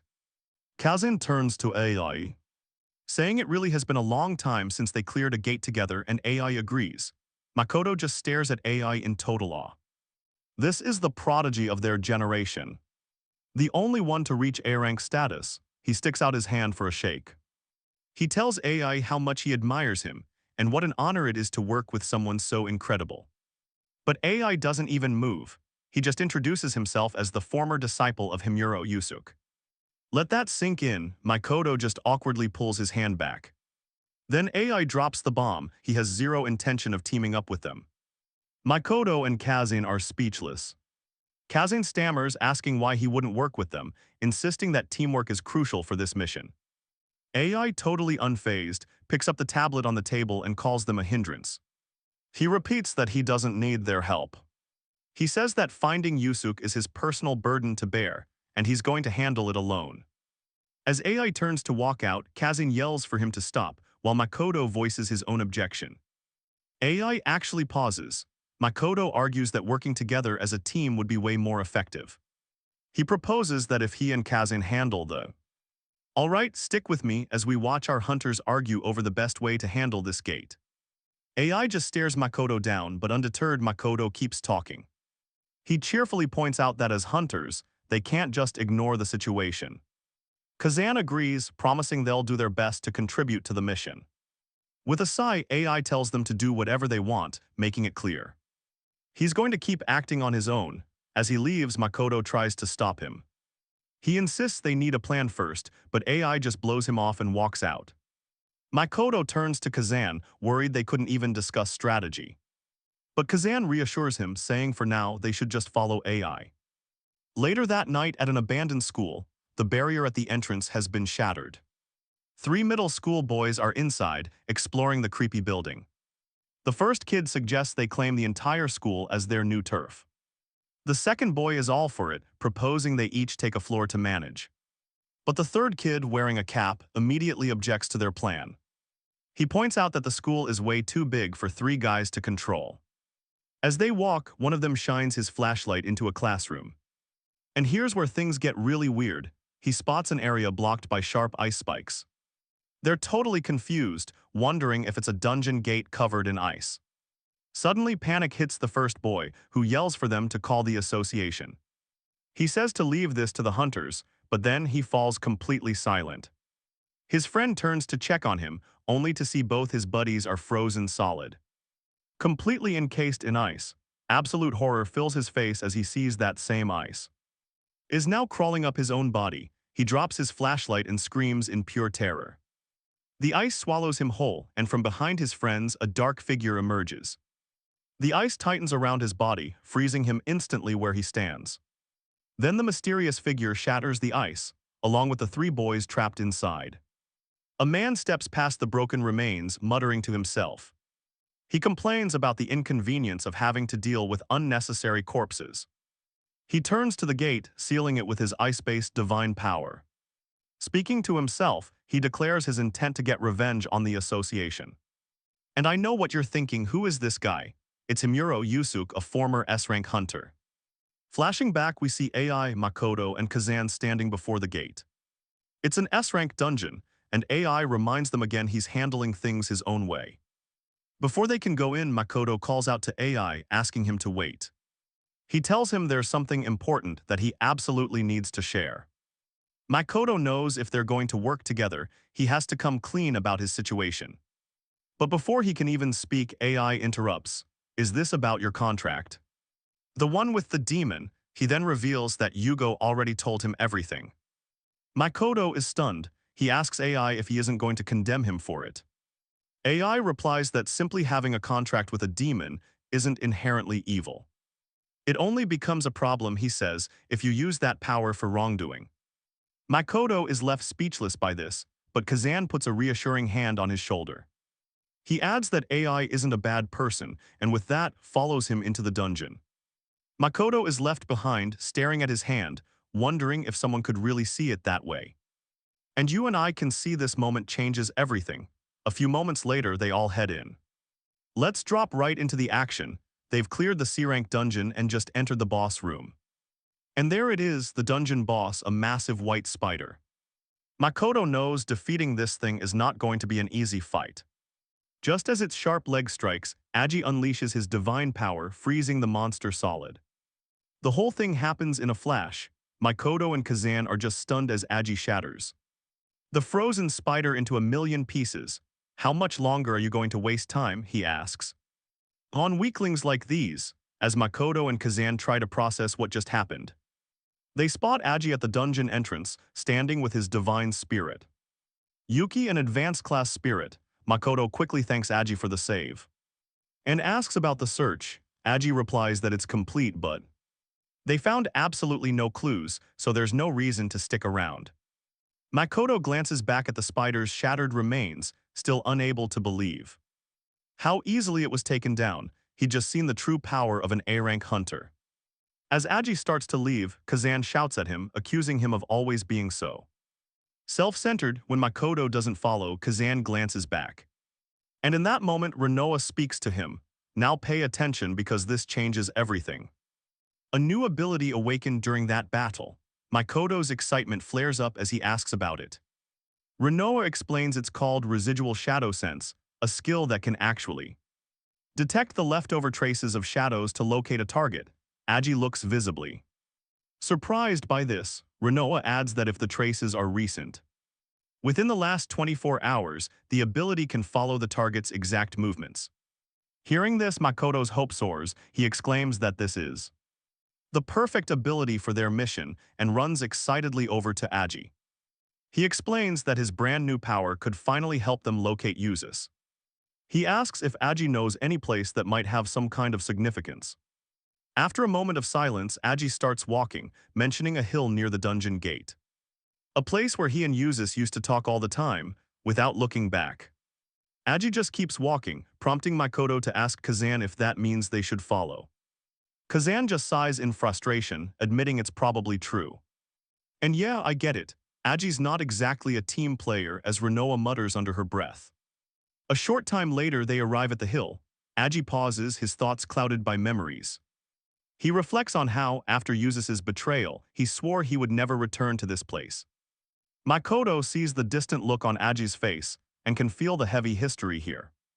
This hill was clearly important, deeply connected to the bond that Aji and Usus once shared. Breaking the silence, Aji orders Makoto to use his skill. Makoto quickly gets to it, activating his residual shadow sense. Shadows spread out from him, revealing faint footsteps that lead toward the edge of the hill. Makoto studies the pattern, noting that someone had definitely been here recently. He explains it was just one person, though he can't quite make out who it was. The shadow's characteristics, however, seem very distinct. Makoto pushes his shadow to the spot where the figure had stopped, and Aji examines it. He looks at the trace closely and his eyes widen in recognition. Aji confirms it. Usus was here. His expression shifts, wondering why on earth Usus would come back. What could have possibly been on his mind, as the memories begin to resurface? Aji recalls a time when he asked Usus why this hill was so special to him. And trust me, you and I are about to find out why. Let's start with a key memory, because it's about to explain everything. He said it gave him a sense of freedom, like he was completely unbound. A place to shake off all his doubts. He'd even given AI a friendly push. He urged him to live an exciting life with purpose, not one tied down by rules. AI shoves the memory aside. Now is not the time to get lost in the past. Makoto sees his friend's unease. But AI just waves it off, refocusing their attention. Makoto tells him he's pinpointed Usus's current location. He says they have to leave immediately, and the group starts moving. AI silently wonders if Usus came to this same hill to clear his own doubts, but what could his ultimate goal possibly be? At that exact moment, over at the Guild Association HQ, it's Miss He. She's in the gate management department, and she's got a growing feeling that something is terribly wrong. Her eyes lock onto the screen as a sudden realization hits her. Panic, pure absolute panic. Now watch this, because the entire situation is about to explode. She immediately orders a dire announcement, a warning of a potential gate break. All hunters are to begin search operations right now, without a second's delay. While sprinting through the forest, the team's devices all ping at once. They stop to check. It's an emergency alert from the association. The message confirms it. A gate has appeared at unknown coordinates. All hunters are ordered to conduct an immediate survey. Makoto mentions it usually takes 7 days for a gate to enter its breaking stage. But Kazan fires back, this one could break at any moment. She tells them they have to find it as soon as possible. Makoto reminds them of Usus's tracks, emphasizing they have to keep following. As they argue, Ai's expression completely shifts. Something just clicked. He remembers Usus's habit of pushing past any hesitation. You and I just saw the pieces click into place, didn't we? Gripping his arm, AI declares it. A gate break has to be Usus's goal. Surprised, Makoto still recognizes the urgency and guides them forward. His shadow ability leads them straight to an abandoned school. As they approach, Makoto spots a shadowy figure near the entrance and warns the team. The figure moves inside the school building, and AI immediately knows. Use is inside. Before they can make a move, a loud cracking noise erupts from the building. A surge of dark energy explodes outward, forcing the entire group to a halt. That same dark power triggers grim memories for Makoto of his parents being killed, while Kazan is forced to relive her brother's death under the exact same circumstances. Both of them steel themselves for what they know is coming. Makoto activates his shadow weapon skill as Kazan summons her wind power. Get ready because all hell is officially breaking loose. The school's glass windows shatter as a massive swarm of demons bursts out. The demons charge, and Makoto screams for them to stop the invasion at all costs. While fighting off the swarm, Kazan yells out to the team.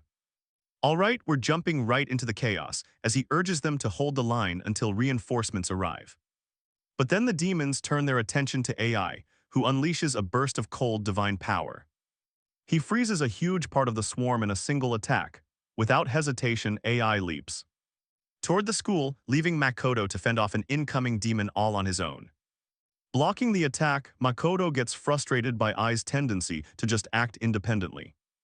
As the fight rages on, Makoto battles the demons on the ground, while Kazan fights the ones in the air, but the sheer number of enemies is overwhelming. It's pushing both of them to their absolute limits, just as Makoto starts to feel the exhaustion. A burst of flames erupts nearby, followed by even more divine powers. Tearing through the demons, the reinforcements are finally here, one of the hunters praises Makoto and Kazan for holding the line, announcing that they're now joining the fight. The reinforcements push forward, cutting the demons down in massive waves. Makoto is shocked by how many there are, but he steels himself, determined to keep going. Swinging his scythe, he resolves to prove his own worth on this battlefield. However, some hunters start questioning his abilities, noticing the lack of mana coming from him. One even calls him a wannabe hunter, and trust me, that comment definitely stings. Makoto knows drawing suspicion is dangerous but stays focused, knowing. This swarm of demons leaves no room for hesitation. Suddenly, a powerful wind tornado smashes the demons ahead of him. From above, Kazan calls out, offering to take over the ground battle so he can finally catch up with AI. Relieved by her intervention, Makoto thanks her and shifts his focus to pursuing AI inside. Minutes later, Makoto finds himself deep inside the school, cutting down every last demon that blocks his path. Pressing forward, he rushes toward the gate's location. He enters one of the rooms and stops dead upon seeing AI. AI is freezing the demon boss and slashing at it relentlessly as the monster shatters into a million icy fragments. AI steps closer, leaving Makoto completely stunned. He can't help but wonder if AI has already defeated the main boss of the gate. AI confirms that Use already left, remarking bitterly that even if they stop the gate break, it's pointless because Use will just inevitably try again. Makoto, however, disagrees, insisting that what they're doing isn't pointless at all. And here's where things get intense. This just ignites Ai's fury as he grabs Makoto's coat, shouting and accusing him of acting like he knows everything, but Makoto remains completely calm. He reminds AI that he reached this point through his own strength and his own efforts. He adds that it's far, far too early for him to just give up.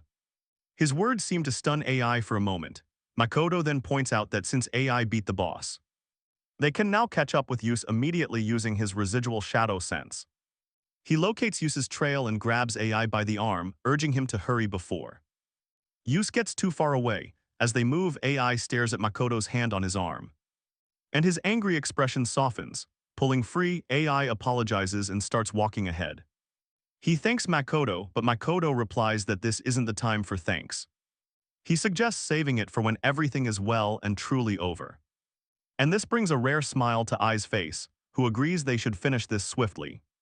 Not long after they arrive at another building, Makoto calls out, indicating that Use's shadow is heading straight toward it. AI asks if this building houses the association's gate management system, and we both know that question just changed the game. All right, let's dive right in. He realized if the system managing these gates goes down, it would be a full-blown catastrophe. They rush inside. Too late, the system's gate is already destroyed, littered with crystal ice. The floor is a nightmare, bodies of hunters completely encased in ice.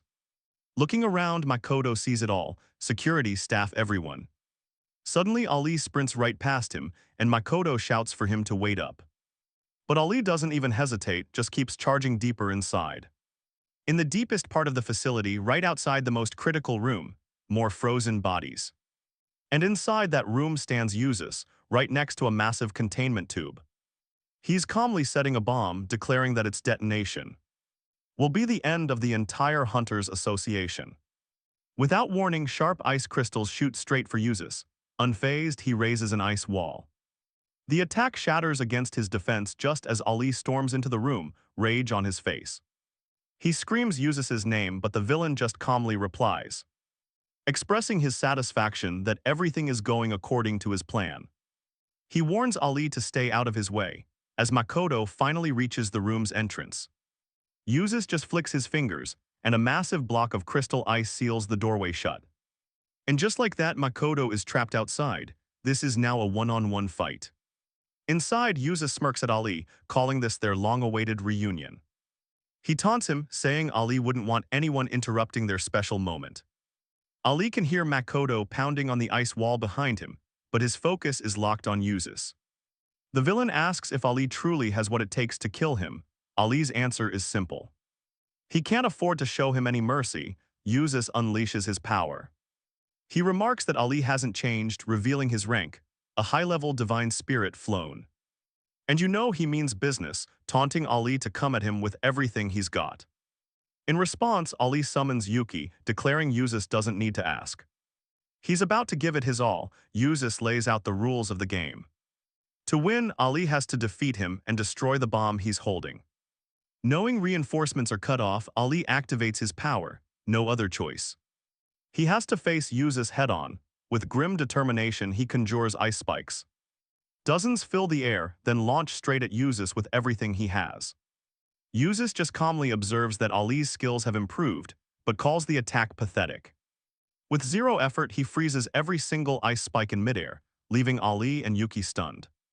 Then he retaliates, hurling his own ice spikes that shatter Ali's projectiles. Ali barely dodges, leaping aside and summoning two swords. He's going in for close combat, knowing a long-range fight is a losing battle. Usus just smirks, asking who taught him to dual-wield like that.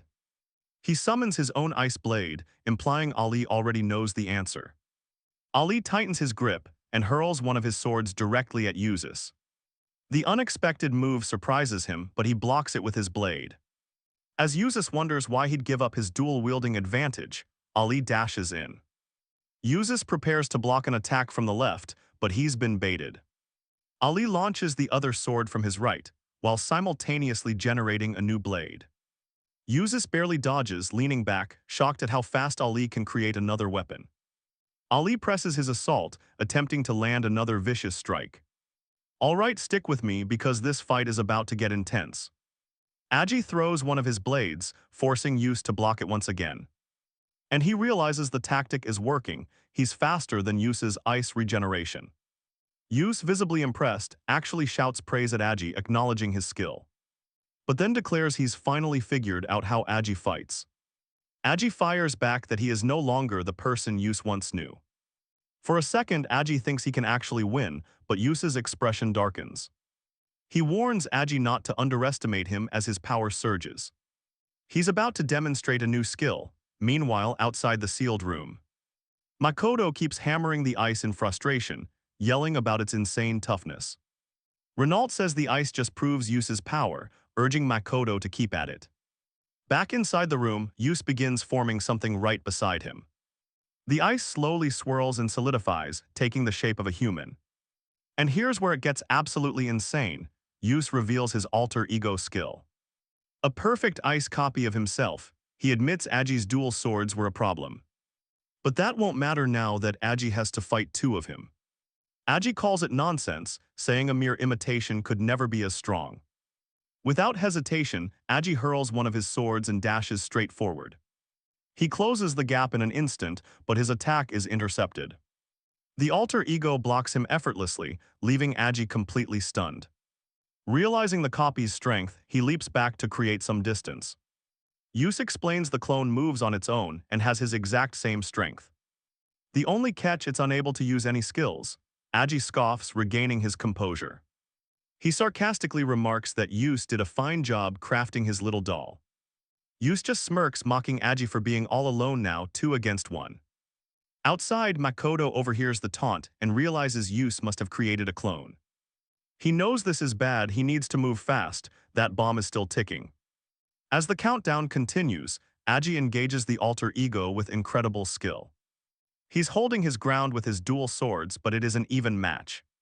And just when you think Aji's got a handle on it, the real Yus strikes. He slashes Aji's side, then sends him flying with a devastating kick. Aji manages to regain his footing before hitting the wall, but he is staggered.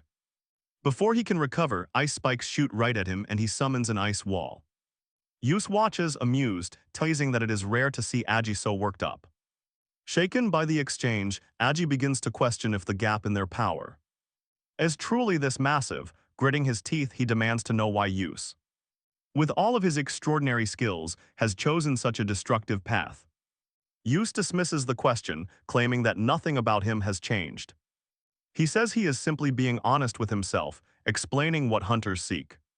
They want to be the best by closing gates, yet they are all shackled by rules. Shackled by the association's regulations, he admits he grew fed up with the system. So he chose to ignore all restrictions, conquering gates as he pleased. Sure, this defiance got him kicked out, but Yus insists his methods are not wrong. Aji furiously reminds Yus that his actions went way beyond just breaking rules. You and I both know what this means. His actions had included murder. Trust me, you're about to hear the most twisted justification for murder. The association was just blindly obeyed, he argued, so their lives meant nothing. No more weight than a stray dog's. The words leave Aji absolutely stunned. He just can't believe what he's hearing. Outside, Makoto also freezes in shock. He's overheard every single word. Yus continues, saying with the new gate break and the association system shattered, the entire organization is finished. This, he declares, is his revenge. Hunters would finally be free. Aji, enraged, screams that Yus's reasoning is completely insane, declaring that he's truly changed as he forces himself to stand. Shaking, Aji vows to stop him, stating that as his former student he can't possibly allow this plan to succeed. Yus, unimpressed, tightens his grip. He approaches, mocking Aji for his defiance, telling him he's already trapped. Looking down, Aji sees ice crawling up his legs, immobilizing him. He struggles, wondering when Yus even managed to set this trap. Yus points his blade at Aji's head, ready to deliver the killing blow. But at the last possible second, the ice blocking the gate explodes. And here's where the tables turn. A massive hammer comes flying through, hurtling through the opening at insane speed, forcing Yus to leap away. Makoto steps through the entrance, weapon ready, staring down his foe. He glares at Yus with pure determination, demanding he put an end to this madness. With one clean swing, Makoto's hammer shatters the ice holding Aji. He's free, he reassures Aji he figured out exactly how to destroy the ice. He says he'd been smashing at it the entire time just to get in and help. Realizing the insane effort Makoto put in, Aji can't help but smile. Yus watches them, disgusted, questioning Makoto's claim of knowing how to break his ice, mocking him like he's nothing but garbage. Makoto and Aji face him down together, and Makoto gives the signal, it's go time. Knowing Aji is the bigger threat, Yus decides he needs to deal with Makoto first. He swings his sword, but Aji intercepts the attack. Just in time, he declares he alone will be the one to defeat Yus. Without hesitation, Yus commands his alter ego to eliminate Makoto. The clone launches a fierce attack, forcing Makoto on the defensive while Yus and Aji resume their own epic battle. Makoto notes the clone's attacks are sharp. Undeniably powerful, yeah, but nothing compared to the strength of Grom. He uses his skill, dashing back to create distance and analyze the situation. Meanwhile, Aji sees it too. Makoto is clearly struggling to keep up. At his current level, it looks bad. Yus taunts Aji as they clash, asking if he's worried his friend is about to be killed. He glances at the alter ego and scoffs, insisting it's impossible for Makoto to win. But here's the twist. Yu's confidence vanishes when he turns to see his alter ego destroyed. Makoto had effortlessly sliced it clean in half with a single strike. Both Yu's and Aji are completely floored. Makoto, cool as ever, swings his sword. He remarks that Yu's little clone was nothing compared to the actual demons he's faced. Yu shoves Aji aside, eyes locked on Makoto, and demands to know what's going on. Did he make a contract with a demon? And that, my friends, is the million-dollar question model with a smirk. Yu offers some unsolicited advice, asking Makoto if he really plans to stay a hunter while shackled to a demon contract, and if that kind of life could ever bring him true satisfaction. Makoto, stunned by the question, is left completely speechless. Yu presses on, shouting that the world will never treat him fairly because of that contract. He urges Makoto to join his side, claiming that together they could actually change the world. Makoto admits Yu has a point but stands firm. No matter what kind of life he lives, his one goal is to experience the world as a hunter. He condemns Yu's methods, saying they're just like the demons, and vows to defeat him as a true hunter. Inspired by Makoto's resolve, AI backs him up. He declares that master-disciple bonds and their personal history mean nothing. The only thing that matters now is justice. Together, they label Yu as the evil they need to destroy. The two charge forward, swords aimed straight at Yu with lethal precision, but Yu is unfazed, just sneering at them. You two really want to die that badly. He widens his stance, shattering the floor beneath him as he dashes forward, striking both of them at blinding speed. AI is slashed across the body, blood soaking through his clothes. At the same time, Makoto takes a savage blow to the face, leaving a deep cut. The raw force of the attacks makes them realize something terrifying. Yu had been holding back this whole time.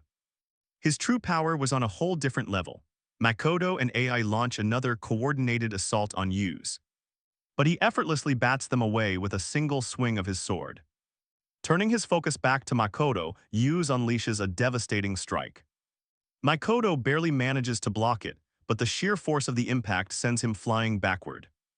He notices Yu's movements are way different from his alter ego's, sharper, deadlier, more deliberate.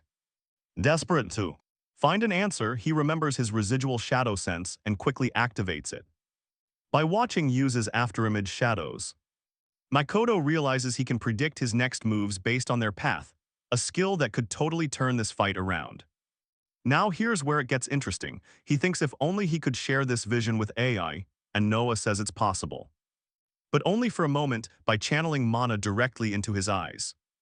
Grateful, Makoto applies the skill, sending the vision to one of AI's eyes. AI is initially startled by the new sight, but he instantly gets it. He can now see Yu's movements before they happen. When Yu swings his sword at AI's head, he anticipates the move and ducks under it. He counters with a sharp upward strike, but Yu blocks it. Seizing the opening, Makoto attacks from the side while AI keeps up the pressure from the front. Yu starts to realize they're reading his movements, forcing him to adapt his style. As AI swings, Yu jumps back to dodge. He raises a hand, warning them not to get too cocky. AI recognizes that stance. Yu is planning to end this with pure, overwhelming brute force. Yu declares he'll finish them with his ultimate move, but AI just yells back, "We won't let you." Yu unleashes an enormous ice dragon. AI responds in kind, summoning his own. The two dragons slam into each other midair, but Yu's dragon completely overwhelms AI's, shattering it into a million pieces with a deafening explosion. As the smoke clears, Yu stands there declaring his victory. But then a shadow materializes right beneath him. And trust me, Makoto knew he'd be standing on that exact spot all along.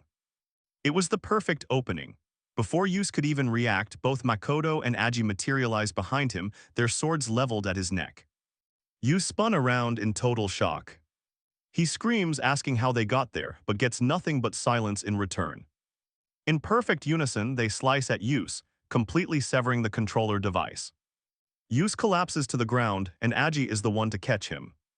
He admits he admired Yu's freedom, his way of thinking, but laments that he chose the wrong side.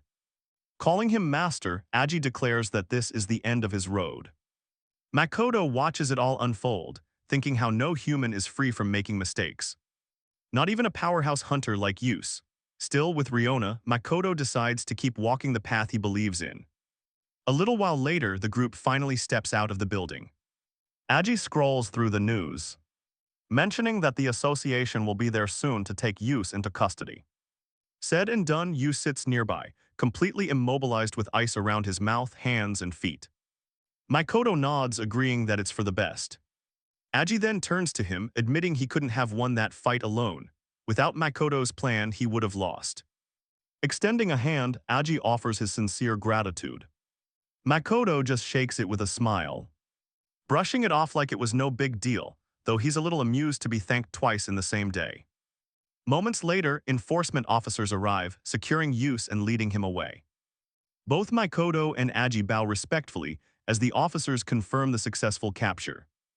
Makoto is about to head back, but you and I know it's never that simple in these stories. An officer grabs him from behind. Makoto turns, confused, as another man approaches. He explains that Makoto is now a suspect, accused of being involved with a demon. The man calmly states that Makoto needs to come with them for questioning. The next day at the Tokyo Hunter Association, Makoto is cuffed with divine power restraints. Escorted by a group of agents, he walks alongside them, politely asking Hasashi where they're taking him. Hasashi replies that they're headed to the conference room, where his fate is about to be decided. Nayato's worst fears were right. The events from yesterday left a dark mark, and I don't think the hunter's perception of him is going to change anytime soon. Reaching the conference room, Hasashi reminds him to be on his best behavior. As they enter, Makoto sees Yugo, Kamuro, and two other senior hunters waiting for him. Yugo gives him a cheerful wave, but Kamuro just stares, completely silent. The two men on the other side, though, they're glaring at him with pure hostility. Kamuro calls the room to order, officially starting the conference about the abnormal situation. A screen lights up, playing back footage of Makoto's actions from inside the dungeon, showing his key role in helping Aji take down Yus. One of the men reports that the main topic is Makoto's connection to a demon. The chief of the Anti-Abnormality Division, Renji Nama, announces they will now assess the situation and decide on the proper course of action. Renji looks straight at Makoto and asks him directly, does he have a contract with a demon? Makoto knows that lying now will only make things worse. Renji probably already knows. So with complete calm, he admits it and summons Riona right from his sacred stone.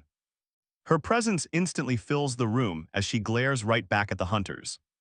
Trust me, you can feel the tension skyrocket as one of the men shouts, pointing in absolute panic. All right, let's jump right in. The guy roars that she's not just a demon but a magin. Furious, he threatens to wipe her from existence right then and there.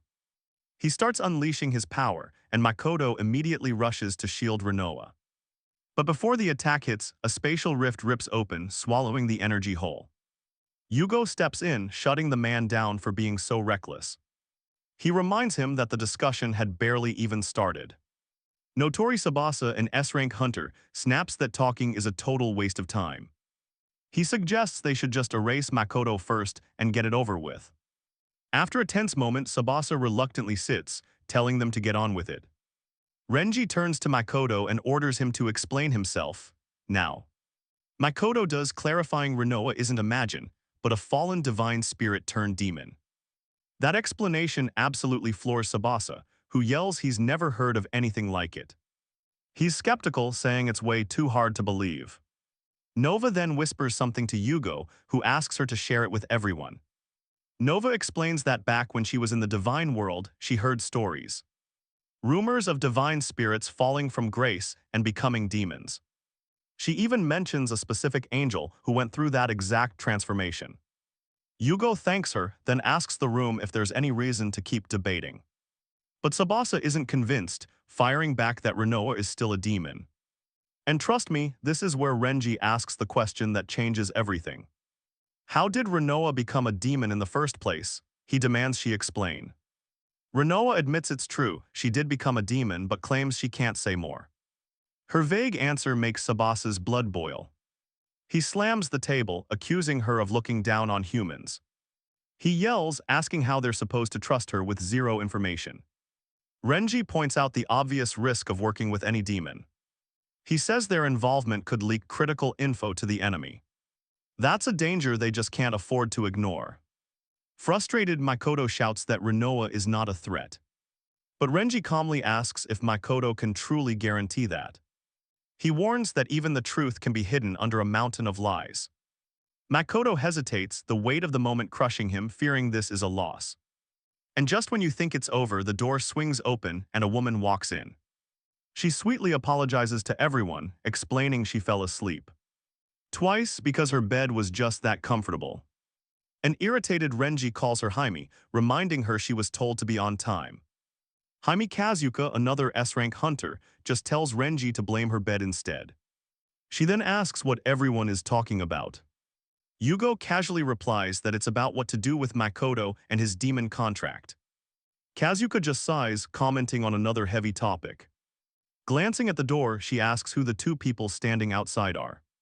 Yugo just smiles, praising her perfect timing. This was the moment he wanted. He orders the two individuals outside to come in.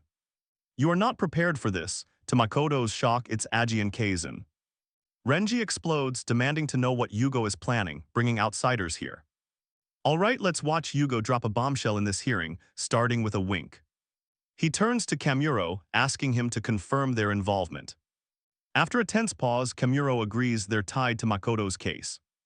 He grants them permission to offer their opinions. AI and Kazan stand tall. They stand beside Makoto, who's worried they'll all get punished now. AI speaks first, declaring that stopping Usus was impossible without Makoto's help. And he adds, without the help of the demon Rinoa. He urges the room to remember that. He clenches his fists tight, his voice filled with absolute conviction. Kazan steps up, adding that she fought alongside Makoto and Rinoa against Imagine. She vouches for Rinoa's actions, how she actively helped them during that battle. Her logic is simple: if Rinoa was dangerous, she would never have saved them. Both hunters then bow deeply, with Kazan pleading for them to consider this. She emphasizes their bravery and asks the room if they can trust their words. Makoto is stunned. Renji, on the other hand, is in total disbelief. Now here's the part that blows everyone's minds: Kazan hates demons. Yugo remarks that her testimony is proof that Rinoa isn't a threat. Though he admits, yeah, the future always holds a few uncertainties. He then challenges the room: don't they believe Makoto and Rinoa could save the world? Tsubasa absolutely explodes, accusing Yugo of spouting idealistic nonsense. He screams that the risk of betrayal is way too high, but Yugo remains calm. If a betrayal happens, he states, it's their job as hunters to handle it. And he assures them all he'll take full responsibility. His words leave Tsubasa speechless. Makoto is moved to his core. Yugo is willing to risk it all for him. Okay, I know what you're thinking, and yes, Yugo just went all in for him. He tells them all that this is their best option for finally wiping out the demons. His hands still bound, Makoto clenches his fists, vowing not to waste their trust. Tsubasa checks his watch, announcing that it's time for a decision. Renji calls for a vote on whether disciplinary action should be taken. He and Tsubasa raise their hands. Yugo and Kazuka, they don't even flinch. Furious, Tsubasa calls Kazuka out for siding with Yugo. She just shrugs, commenting on how rare it is for Yugo to go to such lengths. She calls it a testament to a beautiful friendship, which only makes Tsubasa angrier. He shouts at her to stop speaking nonsense. Renji then turns to Kamuro. He asks for the final decision. Kamuro remains silent, studying Makoto and Rinoa. He then states that before he decides, he wants to hear their intentions. Pointing at Rinoa, he asks why a demon like her would form a contract with Makoto. She explains that she wanted to help Makoto, whose heart was so full of suffering. She adds that the demons are her enemies too, and she'll fight them alongside him. Kamuro then turns to Makoto and asks if he has anything else to say. Meeting Rinoa's gaze, Makoto confidently replies. His one goal is to prevent any more unnecessary loss of life. And he'll do whatever it takes to fight the demons, begging Kamuro to use them. Yugo and Kazuka look impressed by his resolve, Tsubasa and Renji visibly annoyed. After a long moment of contemplation, Kamuro announces his decision has been made. And right here, you and I get to see how this all plays out.